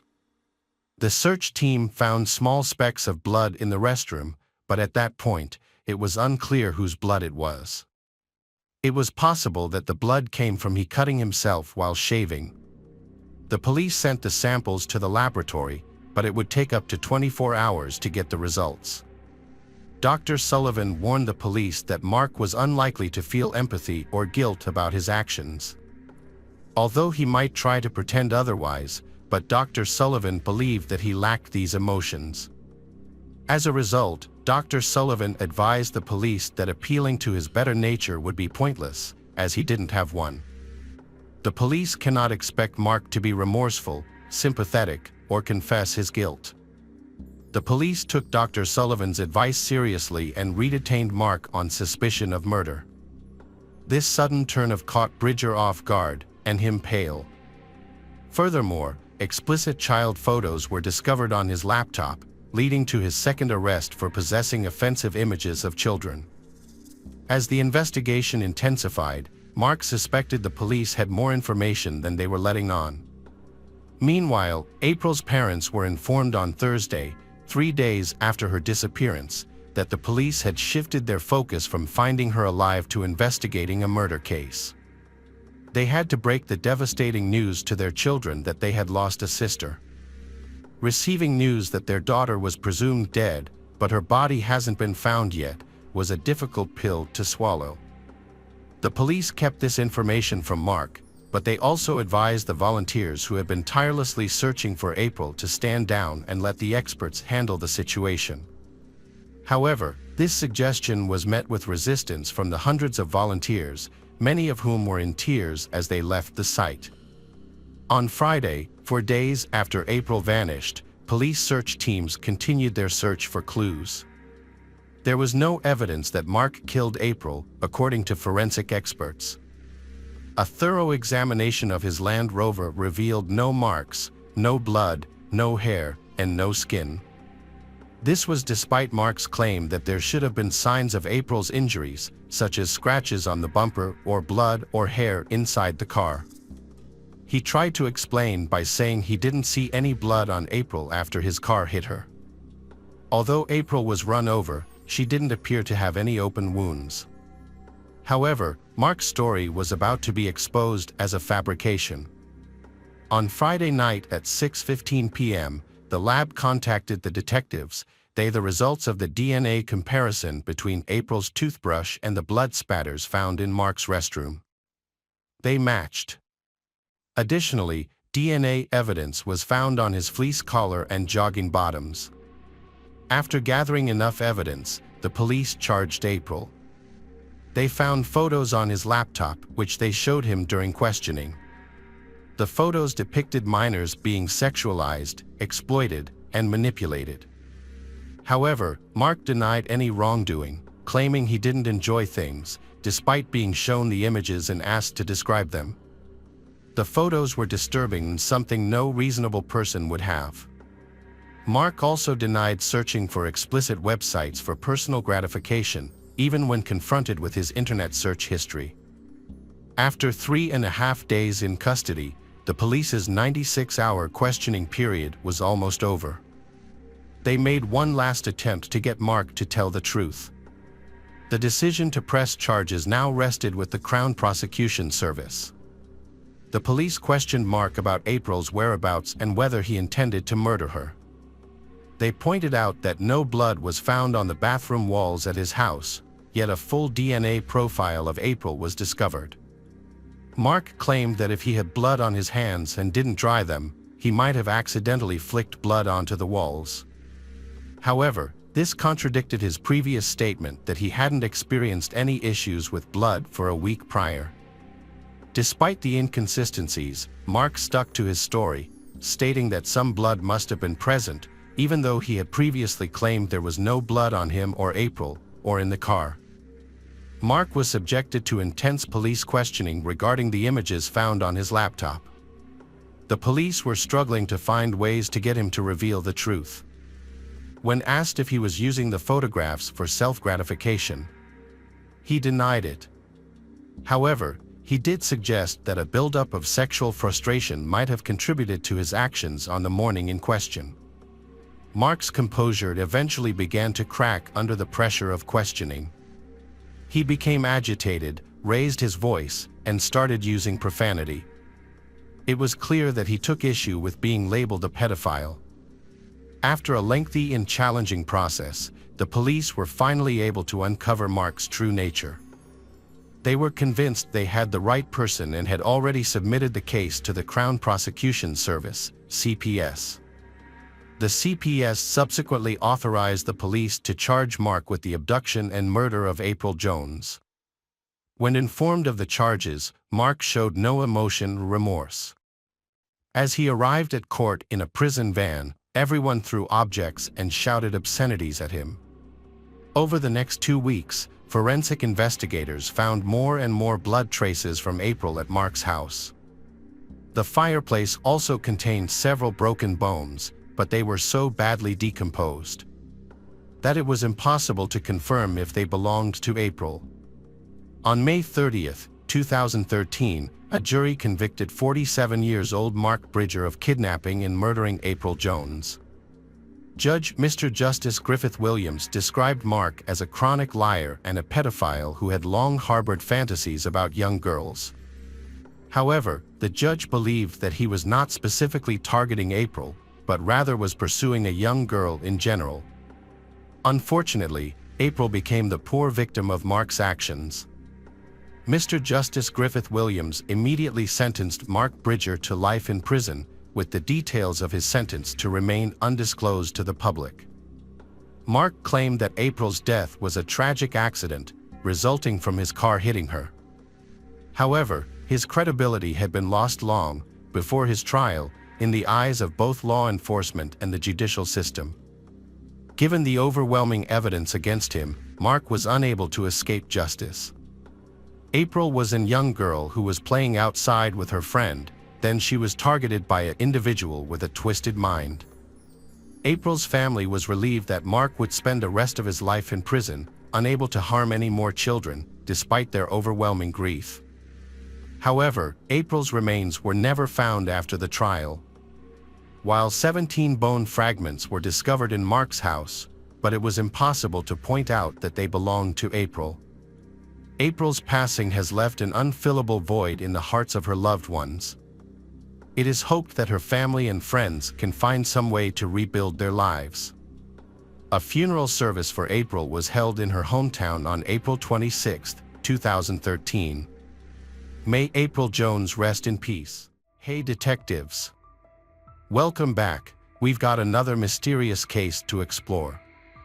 The case of Michael Haight. Michael Haight was born on January 7, 1980, in Seattle, Washington. As a child, his family moved to Cedar City, Utah. As a child, Michael enjoyed regular kid activities like baseball, basketball, and soccer. He was also an Eagle Scout and did well in school. After graduating from high school in 1998, Michael spent a summer working at a fish plant in Alaska. He quickly rose to the position of line manager, supervising over a dozen people. His work ethic and dedication were recognized, leading to his promotion. A hardworking member of the Church of Jesus Christ of Latter-day Saints, Michael went on a mission trip to southern Brazil. This experience strengthened his faith and commitment to his community. After returning to the United States, Michael attended Southern Utah University, graduating with a business degree in 2004. While at the university, Michael met his future wife, Tasha Earle. They fell in love and were married at St. George's Temple on May 10, 2003. Michael seemed to be the epitome of a hardworking husband and father. He coached his children's sports teams, attended school concerts, and spent time with them skiing and doing projects in the garage. However, on January 4, 2023, a shocking discovery exposed the dark reality of Michael's family life. That day, police found 8 bodies in Michael's home, leaving police and neighbors stunned and baffled. The alarm was raised when Tasha Haight missed an online appointment and her husband Michael did not show up for work, prompting worried co-workers to call the police and request a welfare check at the family's home. Officers went to Michael's Enoch home, but no one answered when they knocked. Upon further inspection, the home appeared to be empty. Since Michael's family had 5 children, officers contacted the Iron County School District to check if any children were at school. They discovered that no children were there. When officers arrived at Michael's home, the Michaels lived in a 1-story home with a basement. Detectives arrived shortly after the home was designated a crime scene. Upon entering the master bedroom, they found 4-year-old Gavin lying face down, his head turned to the left. One of his arms was propped up under his head on a pillow, and a blanket partially covered his body. Tasha was similarly covered, with only part of her body under the blanket. On the other side of the bed, police found an older woman, later identified as Gail Earle, Tasha's mother. Gail was lying on her back with her head on a pillow, and was also partially covered with a blanket, as were her daughter and grandson. When police searched Michael's home, they came across Bryn's room. Inside, they found the 12-year-old girl lying on the bed, slightly elevated and partially covered with a blanket. When they entered Amon's room, police found a 7-year-old boy lying face down in the corner. Notably, unlike his siblings, he had no pillow or blanket. Sienna, Amon's twin sister, was found in her bedroom, lying on her left side on the bed with her head on a pillow, covered with a blanket. Michael's oldest child, Macy, 17, was also found on the bed, her head on a pillow and her body covered with a blanket. Police later located Michael in the basement gym, where he was lying on a sleeping bag. Each of the 8 victims suffered fatal gunshot wounds. It didn't take long for police to identify Michael Haight as the prime suspect. They believe he killed his wife, mother-in-law, and 5 children before taking his own life. As the investigation began, a neighbor shared important information that helped police create a timeline of events. The neighbor reported that she woke up at 3:30 a.m. to use the bathroom and heard a loud bang that sounded like fireworks. However, she knew that the day fireworks were allowed in the neighborhood had passed, which made her feel uneasy. The neighbor went on to say that after the first bang, she heard 2 more bangs in quick succession. This noise was followed by a short pause, then several more bangs. Police suspect that the loud noises the neighbor heard around 3:30 a.m. were related to the brutal murder that occurred that night, which they believe was committed by Michael. During the investigation, police learned that a non-family member had reported the abuse to the Department of Child Services in 2020. The person spoke with Macy, then 14, and she shared her fears about her father, leading to a further investigation into the Michael family. After receiving the report, child welfare and child protection agencies interviewed Macy and her parents separately. During Macy's interview, she shared alarming details. She mentioned instances where her father choked her, leaving her in fear for her life. Macy revealed that these violent incidents began in 2017. One incident involved her father grabbing her by the shoulders and pushing her against a piece of wooden furniture. When police spoke with Macy's father, Michael, he denied harming his daughter. He downplayed the seriousness of the incidents Macy described, calling them a misunderstanding. Michael attributed his emotional state to the death of his father and his brother's recent divorce. Michael admitted to taking his frustrations out on his eldest daughter. However, his wife, Tasha, chose not to file a criminal complaint against him. After an investigation, Child Protective Services, the Enoch Police Department, and the Iron County District Attorney's Office also decided not to prosecute because the case did not meet the criteria for prosecution. Additionally, a fatality assessment was conducted with Tasha, and according to her response, it did not indicate that her relationship with Michael was fatal. However, victim support services were provided to Tasha and the children in the months after the case was opened. Through conversations with Tasha's friends, the police developed a different view of Michael than the one he presented to the public. When visiting Tasha, her friends would often leave the kitchen faucet on to hide their conversations because Tasha suspected Michael was eavesdropping. To avoid giving Michael a reason to yell at Tasha, her friends would also help her with housework.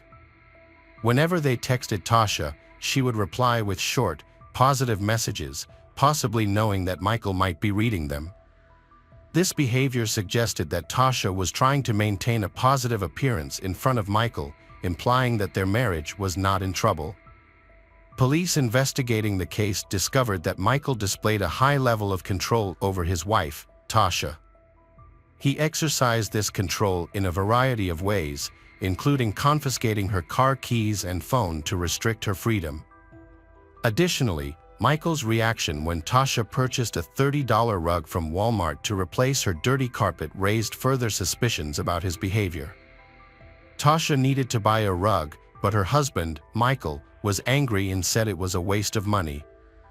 Tasha talked to her friends about how her 7-year-old son, Amon, had begun to act like his father, imitating his father's bad behavior.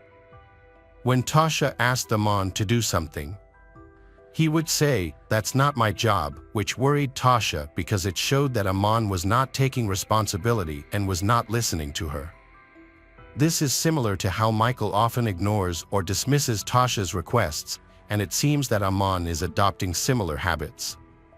In 2022, Tasha made the rare decision to get a manicure as an act of self-care. However, her husband, Michael, objected and tried to limit her freedom. Despite this, Tasha still felt younger and more confident after getting her nails done. She decided to make this a monthly habit, but Michael strongly objected because of cost concerns. Tasha explained that it would only cost $25 a month, but Michael was still unconvinced. He argued that spending money on her nails would take away from the needs of her children, demonstrating a controlling attitude and a strong sense of financial responsibility. At the same time, Tasha began taking better care of herself and losing weight.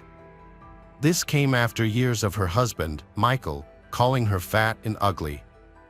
However, instead of being supportive, Michael becomes angry when she loses weight. He accuses her of being unfaithful, trying to explain away her change in appearance. Michael's controlling behavior escalates as he tries to order Tasha to stop losing weight. He begs her to stop because he fears that other men will find her attractive. This demand stems from his own deep insecurities and his need to control his wife's body and actions. Tasha's friends report an incident involving the family's kitchen table to the police. The table is broken and Tasha needs to replace it. However, her husband, Michael, refuses to provide the necessary funds. Frustrated by the situation, Tasha decides to take matters into her own hands. She decides to refurbish the old table, hoping to improve its appearance and functionality. Michael is unhappy with this decision because Tasha did not ask for his permission. This is not the first time this has happened. During the holiday season, Michael was very frugal with the family finances. Despite earning a substantial income from his job at All 8, he only gave $100 to each child for Christmas gifts. Tasha always wanted to give her children a full Christmas, but Michael's reluctance to add money made this difficult. He believed his income was legitimate and did not feel the need to provide more for the family. Michael's intense focus on reducing waste and conserving resources leads him to impose strict household rules on Tasha. She is required to wash and reuse plastic bags, no matter how many times they have been used. This adds to Tasha's responsibilities, leaving her feeling overwhelmed. Additionally, Michael's need for control also affects Tasha's hygiene and childcare habits. Michael requires Tasha to use wipes and, claiming that it is better for the environment and will save money. However, this makes Tasha feel uncomfortable and stressed. If she does not follow Michael's instructions, he will punish her severely. He makes it clear that disobedience will lead to a lot of trouble for her. This threat creates a sense of fear and submission in Tasha, leaving her with no choice but to comply with Michael's demands. According to Tasha's friends, she shared with them that Michael's abuse was initially directed at her during their marriage. However, in the late 2010s, Michael began abusing their children as well. Macy suffered greatly as the abuse escalated. Michael put a lot of pressure on Macy to get straight A's. The burden of these unrealistic expectations became too much for Macy to bear. Macy's friends reported another disturbing incident to the police. One evening, Michael came home to find Macy sitting with her head in her mother's lap. He became angry and told Macy to get up and clean her room. This left Macy deeply disturbed, as she recalled looking into her father's eyes and seeing hatred and evil. Police also discovered an incident involving 7-year-old Briley, who was playing with a changing table and would not stop when Michael told her to stop. This led Michael to blame his wife, Tasha, for their children's behavior, calling them the worst kids in the world, disrespectful and horrible. Furthermore, Michael would insult Tasha, calling her fat and ugly, all in front of their 5 children. Tasha decided to end her 20-year marriage to Michael after his abusive behavior and uncontrollable rages. This event made her realize the harm it was causing their children, and she knew she had to leave the marriage. Although the divorce was difficult for Tasha after 2 decades together, she prioritized the safety and well-being of her children over her commitment to the marriage. On December 21, 2022, Tasha filed for divorce from her husband, Michael. However, she requested that the divorce papers be delivered after the holidays, wanting one last normal Christmas for her 5 children before separating. Tasha anticipated that Michael's behavior would worsen once the papers were delivered, and she sought to shield their children from potential repercussions during the holidays. The divorce papers were delivered to Michael at his office on December 27th. Michael contacted Tasha and conversed as if nothing out of the ordinary had happened. During the call, he asked Tasha to leave their home but demanded that she leave their children behind. Tasha was adamant that she would not leave without the children. Tasha took the children to her mother's house in Lynn, Utah, despite Michael's objections. That evening, Michael went to his mother-in-law's house and asked Tasha to go out with him, but she refused. Tasha told friends that she felt uneasy being alone with Michael. After Tasha filed for divorce, her mother, Gail Earle, moved in to support Tasha and the children. However, Michael's behavior made the situation worse. Instead of leaving the house, Michael moved into the basement, which also served as a gym. He slept on a sleeping bag on the floor, used a pillow, and hung his clothes on a hanger on a couch outside the door. Tasha shared her concerns with her friends about a major problem she had discovered. She discovered that $220,000 had disappeared from the children's savings accounts. After further investigation, she discovered that Michael was responsible for secretly transferring money without telling her. Additionally, Tasha inherited several weapons from her late father, including shotguns and handguns. However, in early January 2023, she noticed that all of these weapons were missing from her home. A subsequent investigation revealed that Michael had taken these weapons, leaving Tasha and her family unprotected and vulnerable in the event of an emergency. Macy, the eldest daughter of Michael and Tasha, has told several friends that she supports her parents' divorce. She feels that the presence of her father, Michael, in the home has caused tension and she wishes for peace in the separation. Macy has even taken steps to document her father's behavior, secretly recording him with a hidden phone when he acts erratically. She has confided to a friend that she is gathering evidence to support her parents' divorce. However, her mother, Tasha, found the phone and took it away. Macy's younger sister, Briley, faced a difficult home life due to constant trouble.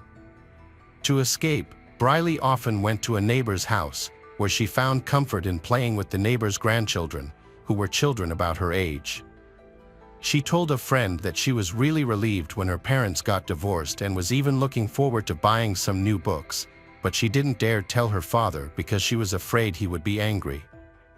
On January 3, 2023, Tasha met with her attorney to discuss her divorce from her abusive husband Michael. At the time, Michael was still living in the family home, but had recently moved into the basement, which provided Tasha with some relief. Her attorneys asked her if she ever felt concerned for her safety or that of her children because of Michael's erratic behavior. Despite Michael's occasional outbursts, Tasha told her attorneys that she never felt her safety or that of her children was threatened.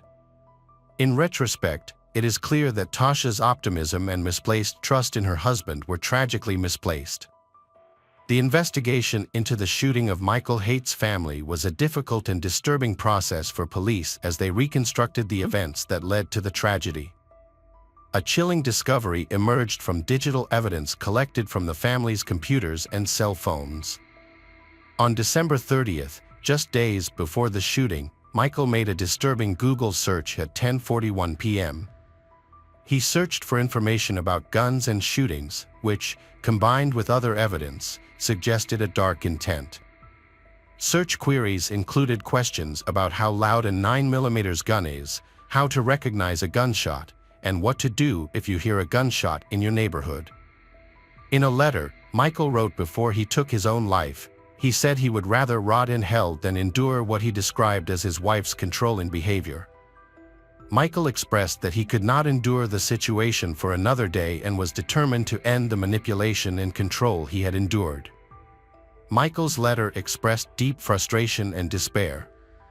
He had repeatedly asked for help, but no one seemed to listen. In this letter, Michael emphasized his determination not to become a burden to society.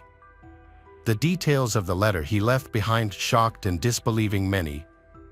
Michael's actions were calculated and premeditated. He had planned the murder carefully, ensuring that his wife and children would not find out until it was too late. Welcome back, detectives. Let's dive into another horrible case. The case of Sierra Juffin. Sierra Juffin is a young girl who gets along with everyone. She has a cheerful, humorous, and energetic personality that brings joy to those around her. Even when she makes mistakes, she knows how to make her mother smile. As she grows up and enters high school, Sierra has maintained her adventurous spirit. She is not afraid to try new experiences, such as playing volleyball, and she is comfortable and confident both on and off the court. On July 19, 2016, Juffin's family returned home from vacation and started unpacking. Sierra was excited about her upcoming fall semester at university, especially her plans to study abroad. Her mother wanted to talk to her about it. Sierra is very active and recently bought a bike, but she hasn't had the chance to ride it yet. Whenever she finds some free time, she's eager to go biking. That day, Sierra left the house dressed casually in shorts and a tank top. With her hair in a ponytail, she told her mother she was going to visit her boyfriend Josh, who lives 712 miles away, and her mother approved of her plan. At approximately 1:05 p.m., Josh called Sierra's house. He was concerned because he couldn't reach her. Her phone went straight to voicemail. When Josh asked Sierra's mother if she was home, she replied that Sierra wasn't home. Josh then informed Sierra's mother that Sierra had left his house shortly before 7 p.m. and that he hadn't seen or heard from her since. Sierra's mother immediately sensed that something was wrong because Sierra wasn't answering her phone as she usually did. She quickly contacted Sierra's parents and grandparents, who lived nearby, but they had no idea where Sierra was. Extremely worried about their daughter's safety, Sierra's and Josh's families began an urgent search. Sierra's mother immediately got in the car and was determined to search everywhere possible. She carefully checked every corner and both sides of the road, but still could not find any trace of Sierra. Meanwhile, Sierra's aunt, along with her husband and son, also joined the search. They were worried that Sierra might have had an accident. Despite their best efforts, they still could not find any sign of her. When Sierra's mother returned home, she urgently contacted Sierra's friends via social media, hoping that someone had seen or heard news about her. However, there was no response. After many hours, there was still no sign of Sierra. Very worried, Sierra's mother decided to call the police. Just an hour later, a neighbor called to report that County Road 6 was blocked. Sierra's family rushed out of their home to see what was happening. They found a chaotic scene, with police officers refusing to let them through and providing no information. This left Sierra's mother in a panic, wondering if the police had found her missing daughter. Desperate for information, local police decided to seek the assistance of the FBI. EY promised to provide any updates to Sierra's family as soon as possible. Sierra's family couldn't sleep and lay awake, thinking about what they should do the next day.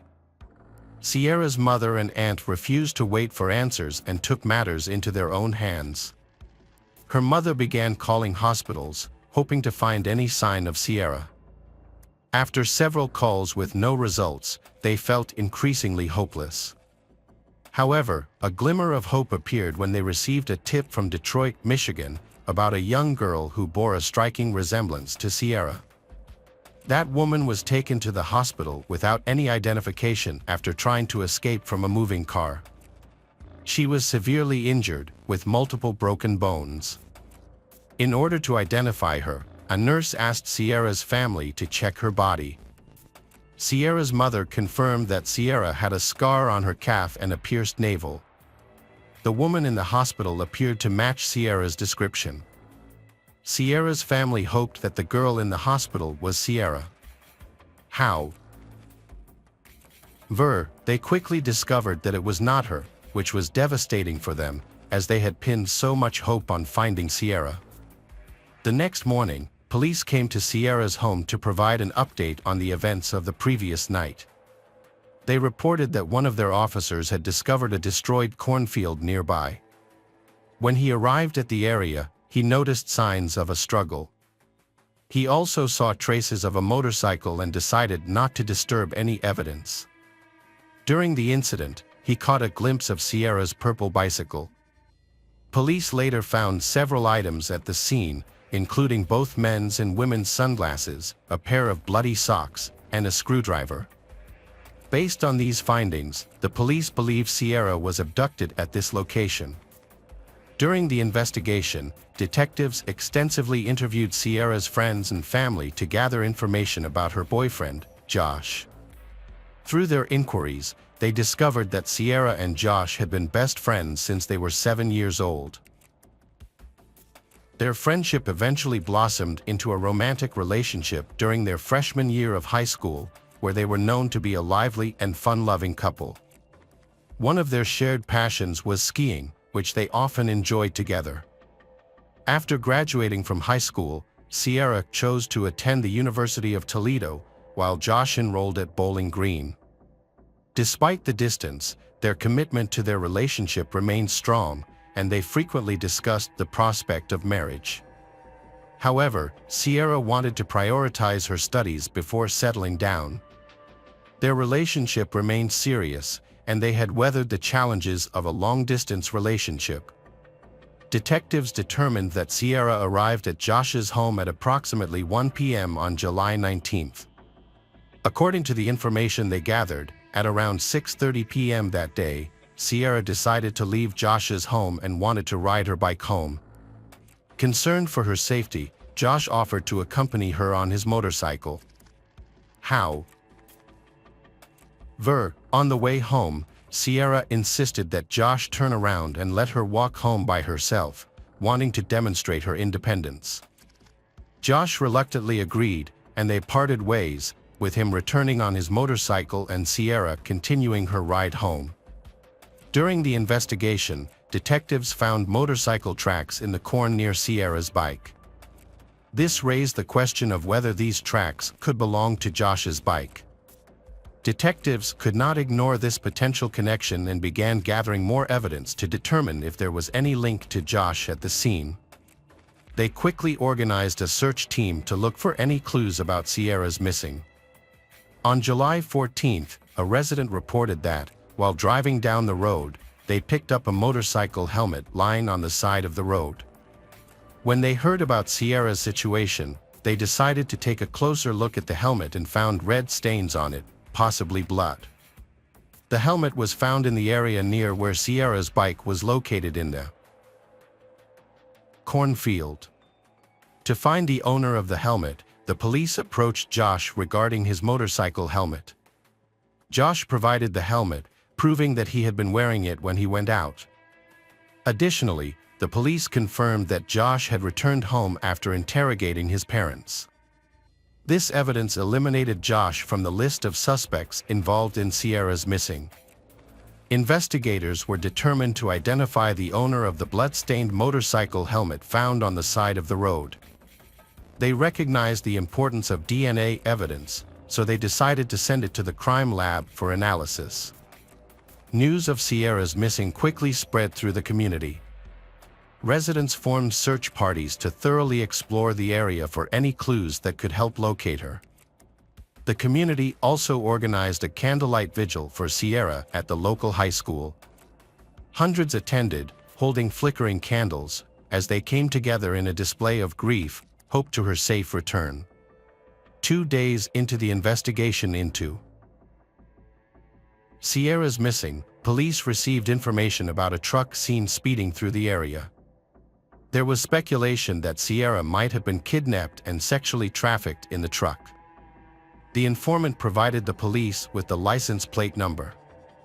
Based on this clue, they interviewed the truck's owner.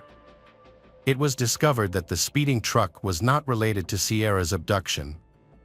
The man explained that another car had suddenly pulled up from behind, possibly a family member searching for Sierra, which startled him. Consequently, he instinctively accelerated. After 48 hours of investigation, there were no leads on Sierra's whereabouts. Her family found it increasingly difficult to remain hopeful as each day passed and the chances of finding her alive diminished.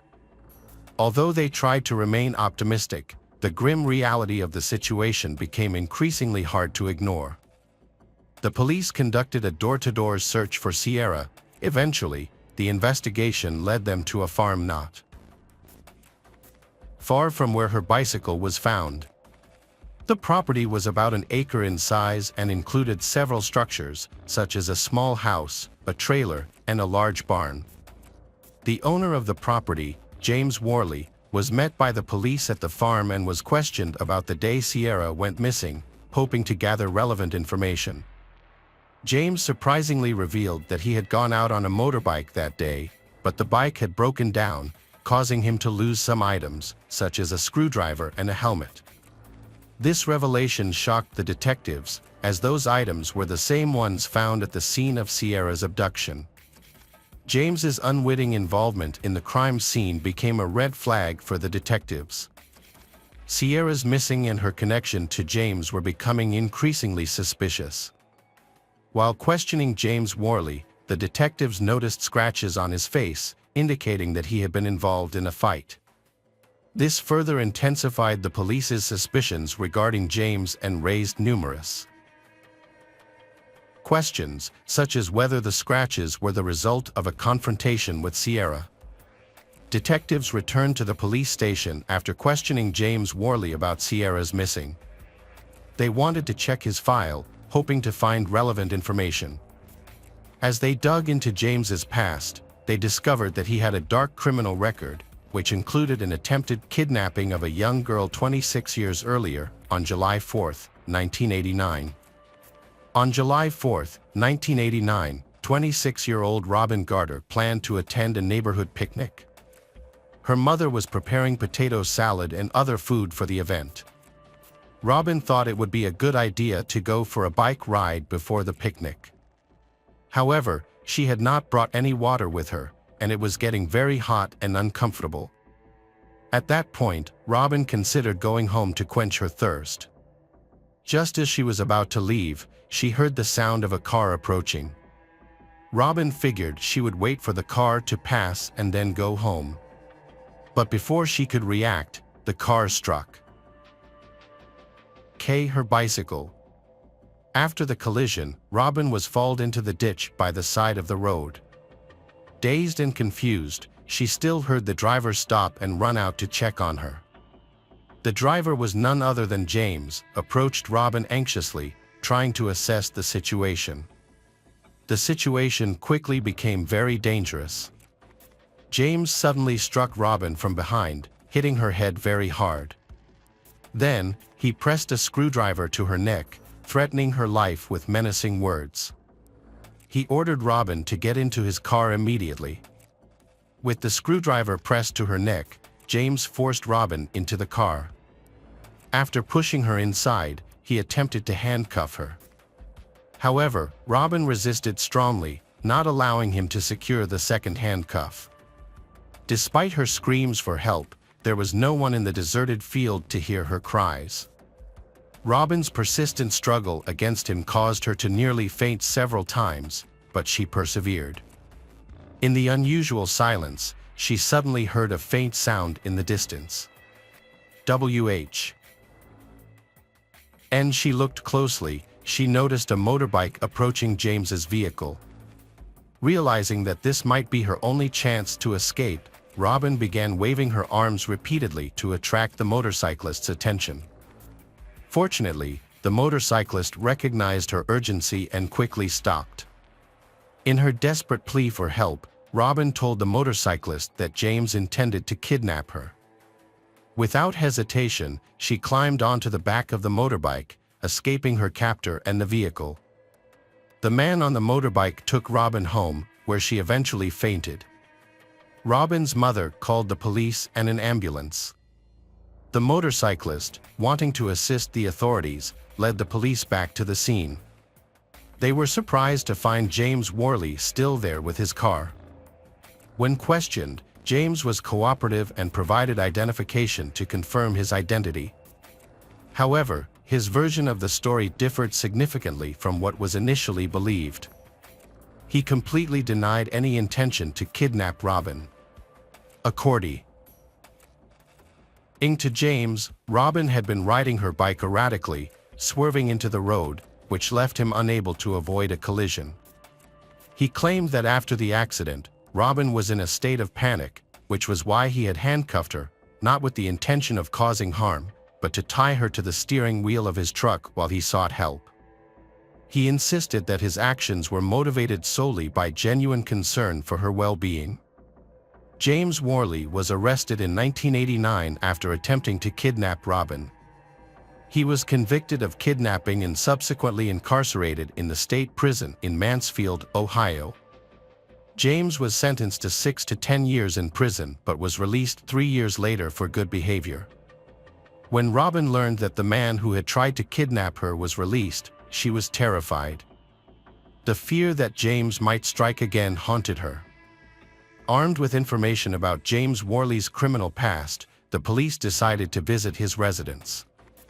With a search warrant in hand, the officers went to the home of James, who was suspected of being involved in Sierra's missing. They found nothing unusual in the house. However, when they examined James's backyard, they discovered a small shed tucked away in the corner. Upon opening the shed, they found several bales of hay inside. The officers conducted a thorough search of the barn and the surrounding area, looking for evidence that could link James to Sierra's missing. All areas were searched meticulously, with the aim of uncovering any hidden items or clues. During the search, the detectives found a small green box hidden in a corner of James Worley's barn. They carefully approached and opened the box, revealing its contents.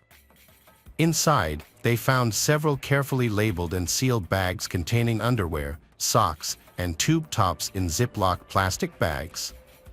As they examined the other items, they came across a pair of purple panties stained with a blood-like substance. The detectives were concerned about other disturbing discoveries that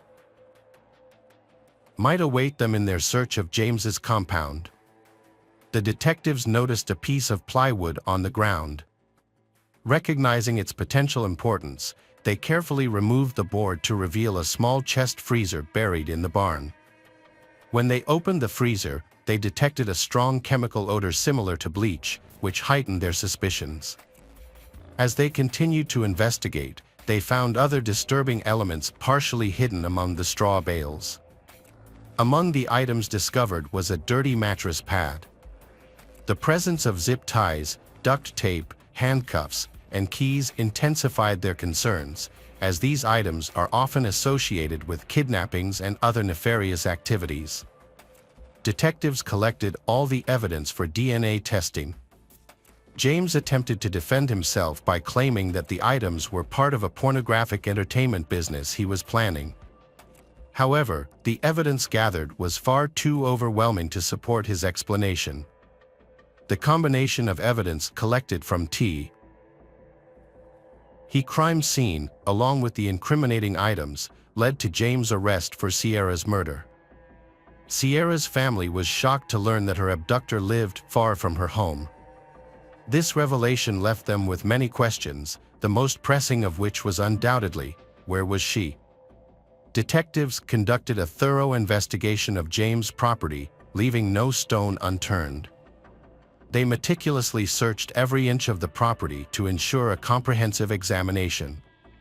To aid in the search dogs were brought in to detect any potential human remains. During the investigation, detectives discovered a pond. Recognizing its potential significance, they carefully drained the pond to search for evidence that might have been concealed beneath the water. Detectives examined the insulation at the front of the attic. As the investigation continued, they expanded their search to neighboring properties, realizing that evidence might be scattered outside James's property. They patiently pursued leads in all directions. At that time, a farmer walking in his field noticed a strange area of corn that appeared to be covered. He decided to investigate further. As he approached the area, he saw a mound of dirt and immediately thought it could be a grave. The farmer's concerns were heightened by the recent events surrounding the search for Sierra. He wasted no time in calling the police, sharing his suspicions and the exact location. When the farmer called for help, the police arrived on the scene. They noticed a newly turned area of dirt, which led them to suspect it could be a grave.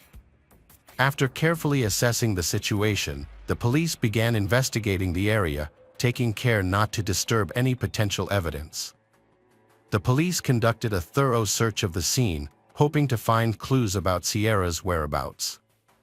However, despite their best efforts, their search was fruitless. Detectives expanded their search, using drones and helicopters to survey nearby farms in hopes of increasing air chances of finding Sierra. During their investigation, the detectives discovered an area of land covered with fresh corn.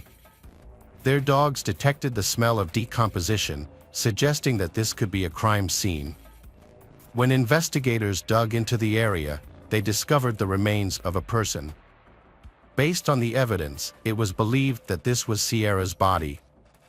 Unfortunately, her hands and feet were bound, and there was a foreign object lodged in her mouth, making it difficult for her to breathe. The evidence suggested that she had died of asphyxiation. That night, Sierra's family received the devastating news they had feared. The police had found Sierra's lifeless body. The news was heartbreaking, and the family wept. It was a tragic moment, and they were overwhelmed with grief. A month after Sierra's abduction and murder, James Worley was indicted on 19 related charges, including kidnapping and aggravated murder. 2 years later, James went to trial on these charges. Despite overwhelming evidence against him, James pleaded not guilty to all counts. The jury deliberated for 6 hours before returning their verdict in James Worley's case. After careful consideration of the evidence presented, James was convicted on all counts related to Sierra's murder. The severity of the crime resulted in the imposition of the death penalty for James Worley. In conclusion, the harrowing case of Sierra Juffin has come to a tragic end, revealing the dark depths of human cruelty and the devastating impact it can have on a family and community. The relentless pursuit of justice led to the discovery of Sierra's remains and the conviction of James Worley, whose past offenses and heinous actions were instrumental in bringing him to justice. As Sierra's family continues to mourn their loss, they can find some measure of solace in knowing that James Worley has been held accountable. This case serves as a stark reminder of the importance of vigilance, compassion, and the enduring fight for our justice in the face of profound tragedy. Hi everyone, thanks for returning. Let's unravel another perplexing mystery. The case of Ryan Poston. Ryan Poston was born on December 30th, 1982, in Fort Mitchell, Kentucky, to parents Lisa Carter and Jay Poston. He had a close and loving relationship with his three sisters, Allison, Catherine, and Elizabeth. Ryan spent a significant portion of his teenage years traveling and studying abroad, attending schools in both Switzerland and the Philippines. Ryan was known for his adventurous nature, exceptional physical appearance, and charismatic personality, made him a standout among his peers. After high school, he attended Indiana University, where he majored in political science, history, and geography. Ryan graduated with honors in 2005. Following his family's tradition, Ryan decided to pursue a career in law. He enrolled in the Salmon P. Chase College of Law at Northern Kentucky University. Ryan had a profound respect for the legal profession, inspired by his grandfather and uncle, who were both attorneys. He had ambitious goals, one of which is the dream of owning a law firm. For the time being, Ryan worked in Cincinnati, Ohio, where he dedicated himself to offering affordable legal services to individuals who could not afford higher-priced attorneys. Although still young, Ryan had already built a considerable reputation. He attracted many clients seeking his advice and guidance. He worked diligently to ensure that everyone, regardless of their financial situation, had access to fair and competent legal representation. In 2011, Ryan has been through a painful breakup. He often visited his cousin Carissa in Lexington, Kentucky, seeking comfort and support. On one of these visits, his life underwent a dramatic change after an encounter with Shaina Michelle Hubers. Originally from Lexington, Kentucky, Shaina was a Southern, and is the epitome of a true Southern girl, known for her extroverted and sociable personality. Her warmth and charm drew people to her. After graduating from high school in 2009 with a full scholarship, she studied psychology at the University of Kentucky. She then pursued her master's degree in psychology at Eastern Kentucky University. Despite their age gap, Ryan, 29, and Shaina, 21, couldn't deny their strong feelings for each other. Whenever Ryan visited his cousin Carissa in Lexington, he ended up spending more time with Shaina, and their connection deepened. As their relationship grew, Shaina began to spend most of her weekends in Highland Heights, Kentucky, where Ryan lived. She'd pack her bags, head to his home, and take care of him, cooking and cleaning for him. As time passed, their feelings grew deeper and deeper. Ryan introduced Shaina to his parents. She couldn't hide her excitement from her friends, raving about Ryan, and shares her dream of becoming Ryan's wife.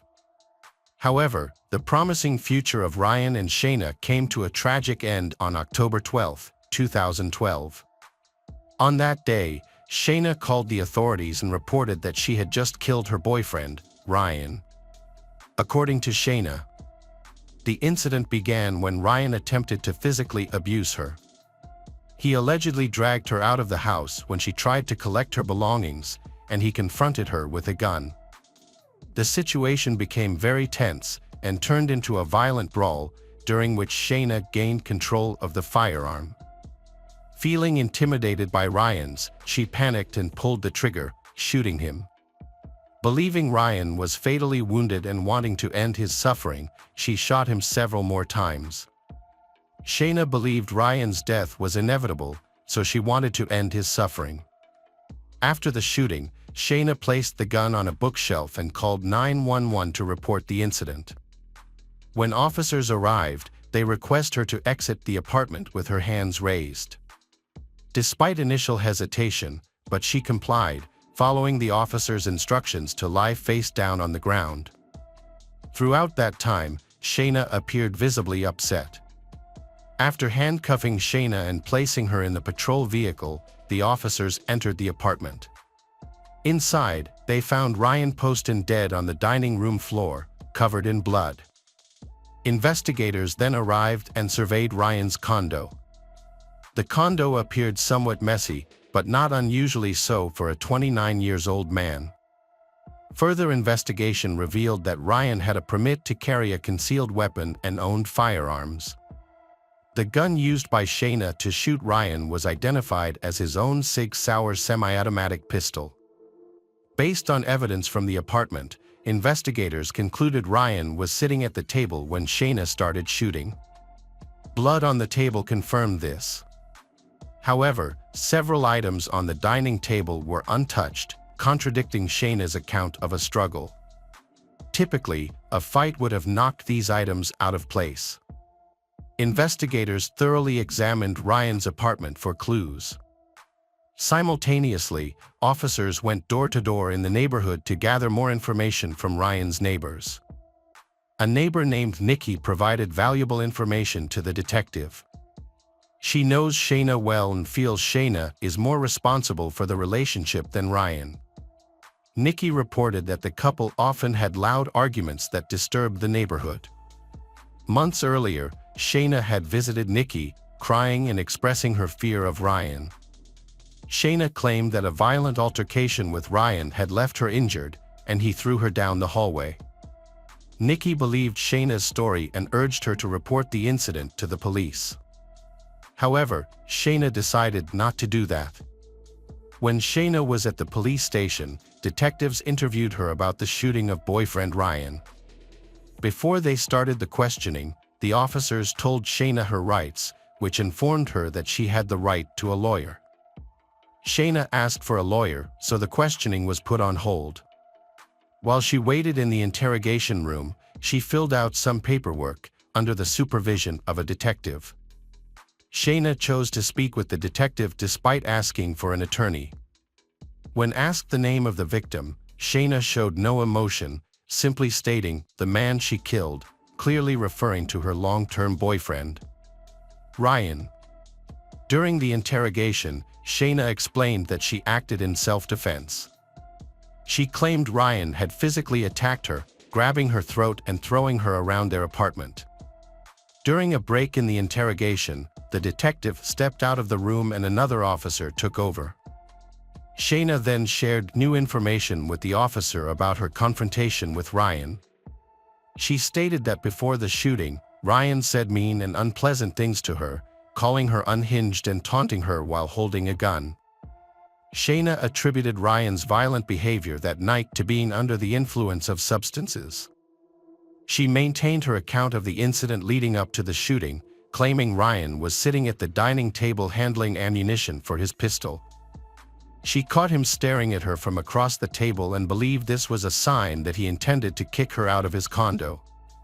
Shaina admitted to seizing the opportunity to grab the gun and shoot Ryan. In the midst of chaos, Shaina fired one shot at Ryan, hitting him. Shaina initially thought she needed to end his suffering, as he was twitching after the first shot, and proceeded to fire several more shots, ultimately resulting in Ryan's death. Shaina revealed in her confession that Ryan was self-conscious about his appearance, especially his nose, and had previously expressed a desire to get a nose job. With this knowledge, Shaina intentionally shot Ryan in the face, claiming she was granting his wish. Throughout the interrogation, Shaina revealed that she was worried her relationship would be affected if people found out her boyfriend was dead. Specifically, she feared that no one would want to marry her if they knew she had killed her boyfriend, even if it was in self-defense. After hearing her out, the detective arrested Shaina and charged her with Ryan's murder. Shaina appeared to be surprised by her arrest, insisting that she had only shot Ryan to protect herself and apparently expecting a different outcome. In 2015, Shaina's trial started, and the courtroom was filled with anticipation. The prosecutor began by comparing Shaina to Jodi Arias, another woman who had been accused of murdering her boyfriend, Travis Alexander. The similarities between the two cases were striking. This comparison increased the tension in the courtroom as everyone waited to see what would happen. The prosecutor argued that Shaina was fixated on her boyfriend, Ryan, and that he was all she could think about. According to the prosecution, Shaina's conversations were dominated by talk of Ryan. During the trial, the prosecutor presented a narrative of Ryan's intentions based on his friends' accounts. According to them, Ryan planned to end his relationship with Shaina and intentionally avoid her phone calls and texts. Despite these things, Shaina continued to show up at his condo in Highland Heights uninvited. The prosecution presented evidence that Ryan had plans to meet Audrey Bolt, the 2012 Miss Ohio, for a date on the night of the murder. This new information supported the prosecution's theory that Shaina was motivated by jealousy and anger towards Ryan's new relationship. Audrey testified that she had arranged to meet Ryan for drinks at a bar that night and waited for him, but he never arrived. It was only later that she discovered he had been shot and killed. During Shaina's trial, the prosecution showed the jury evidence that Ryan had often expressed his wish to end their relationship. Shortly before his death, Ryan called his father, Jay, for advice on how to handle the situation. Jay told Ryan to be kind to Shaina to avoid an ugly breakup. Despite Ryan wanting to break up with Shaina peacefully, but she continued to manipulate him. On the day of Ryan's death, evidence showed that he spent a lot of time texting with Shaina. In these texts, Ryan clearly told her that he didn't want to see her that weekend because he had other plans. Nevertheless, Shaina showed up at his condo uninvited, which was a common occurrence. The prosecution argued that during the argument, Ryan told Shaina it was over and she could no longer control him. This enraged Shaina, who then shot Ryan in a fit of rage. In trial, the prosecution played a video of Shaina's interrogation to show the jury that she was a cold-blooded killer. The video showed Shaina dancing and singing, seemingly unaffected by the departure of her boyfriend, Ryan. After killing a loved one in self-defense, most people would be extremely upset, crying and overwhelmed by what they had done.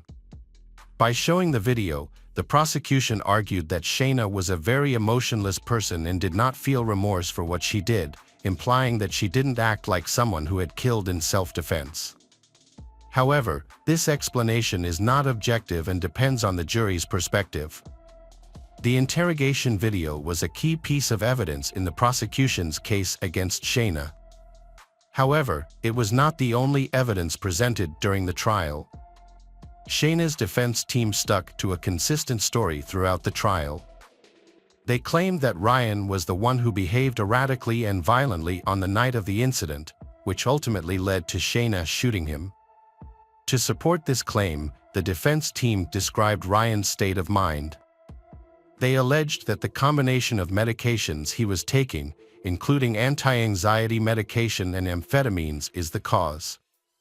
To strengthen their argument, Shaina's attorneys presented autopsy results to the jury, prove that Ryan was using these drugs at the time of his death. This evidence suggested that Ryan's actions may have been influenced by the medications he is taking. The defense also called an expert toxicologist to testify that combining anti-anxiety medication and amphetamines could lead to violent and paranoid behavior. The goal of this testimony was to create a plausible explanation for Shaina's actions and then prove that she killed Ryan in self-defense. During Shaina's trial in April 2015, the prosecution was concerned that she would be acquitted because she was an intelligent, young, and beautiful woman.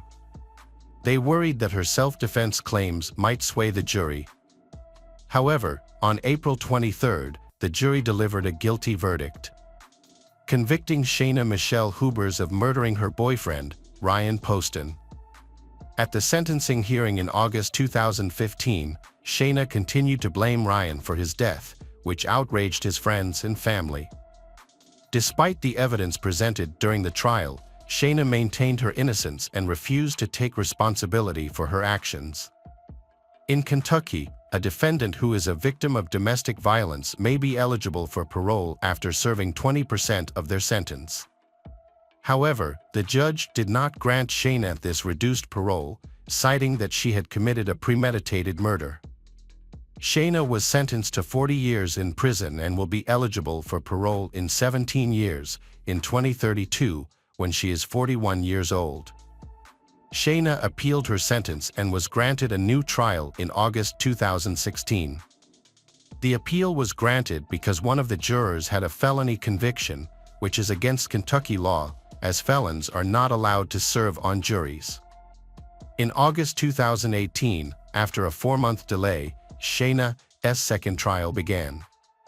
During opening arguments, Shaina's defense attorney stated that she had made every effort to please Ryan for the entire time they were together, a year and a half.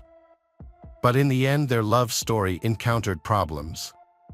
According to the defense team, on the first night Shaina and Ryan met, he committed physical and sexual violence against her.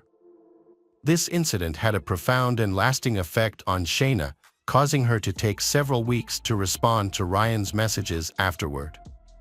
The defense claimed that Shaina's history of trauma began in high school when she was sexually assaulted. This led to her struggling with alcohol addiction and sexual promiscuity for many years. Her defense team argued that this traumatic experience significantly influenced her behavior on the night of the murder. The defense strategy aimed to create a sympathetic of Shaina by sharing her troubled past. They sought to prove that Shaina was not fully in control of her actions on the night of the murder. The defense hoped to show that Shaina's behavior was the result of a mix of factors. These factors included her history of abuse and her toxic relationship with Ryan. The goal was to show that Shaina was a victim of domestic violence at the hands of Ryan, rather than a cold-blooded killer. The defense argued that Shaina's actions were not driven by a desire for revenge or financial gain. Instead, they were the result of years of abuse she suffered at the hands of Ryan. Shaina's defense attorney argued that Ryan's constant criticism about her weight and chest size, as well as his pressure on her to get breast enlargement, significantly affected her self-esteem. The defense claimed that this criticism, along with the strain in their sexual relationship, contributed to Shaina's feelings of inadequacy. The defense presented evidence that Shaina had sought medical help to improve their romantic life, getting an injection to address their sexual difficulties. However, Ryan's rejection and lack of interest made the problems in their relationship worse, leaving Shaina feeling frustrated and isolated. Additionally, the defense alleged that Ryan would often end things with Shaina and then talk to other women, further straining the problems in their relationship. During their opening statement, the prosecution told the jury that they wouldn't portray Ryan as a perfect boyfriend. However, they made it clear that he wasn't abusive. They claimed that Shaina shot and killed Ryan not in self-defense. The prosecution alleged that Shaina shot Ryan because he had ended their relationship on the night of the incident. Ryan had decided it was time to break up with Shaina because she would not leave him alone. According to the prosecution, Shaina's repeated returns to Ryan after he ended things demonstrated her inability to move on from the relationship. During the trial, the prosecution showed text messages from Shaina to her friends. These messages stated that the intimate activities between Shaina and Ryan had strengthened their relationship. However, when Shaina took the stand in her own defense during her second trial, she disagreed. She claimed that these activities had actually pushed them further apart. In another set of text messages, Shaina had asked to have sex, but Ryan was taking antidepressants. The medication side effects had reduced his sex drive. However, when Shaina testified, she alleged that Ryan had forced her into having sex. After 5 hours of deliberation, the jury convicted Shaina Michelle Hubers of murdering Ryan Poston for the second time. Despite conflicting testimonies and evidence, they upheld their initial verdict. During the sentencing hearing, Shaina's mother emotionally shared her daughter's singing talent and how it earned her multiple college scholarships. Choked with emotion, she asked the jury to consider the possibility of parole for Shaina. However, she acknowledged this didn't lessen the grief and suffering that Ryan's family was experiencing. Shaina Michelle Hubers was sentenced to life in prison without parole.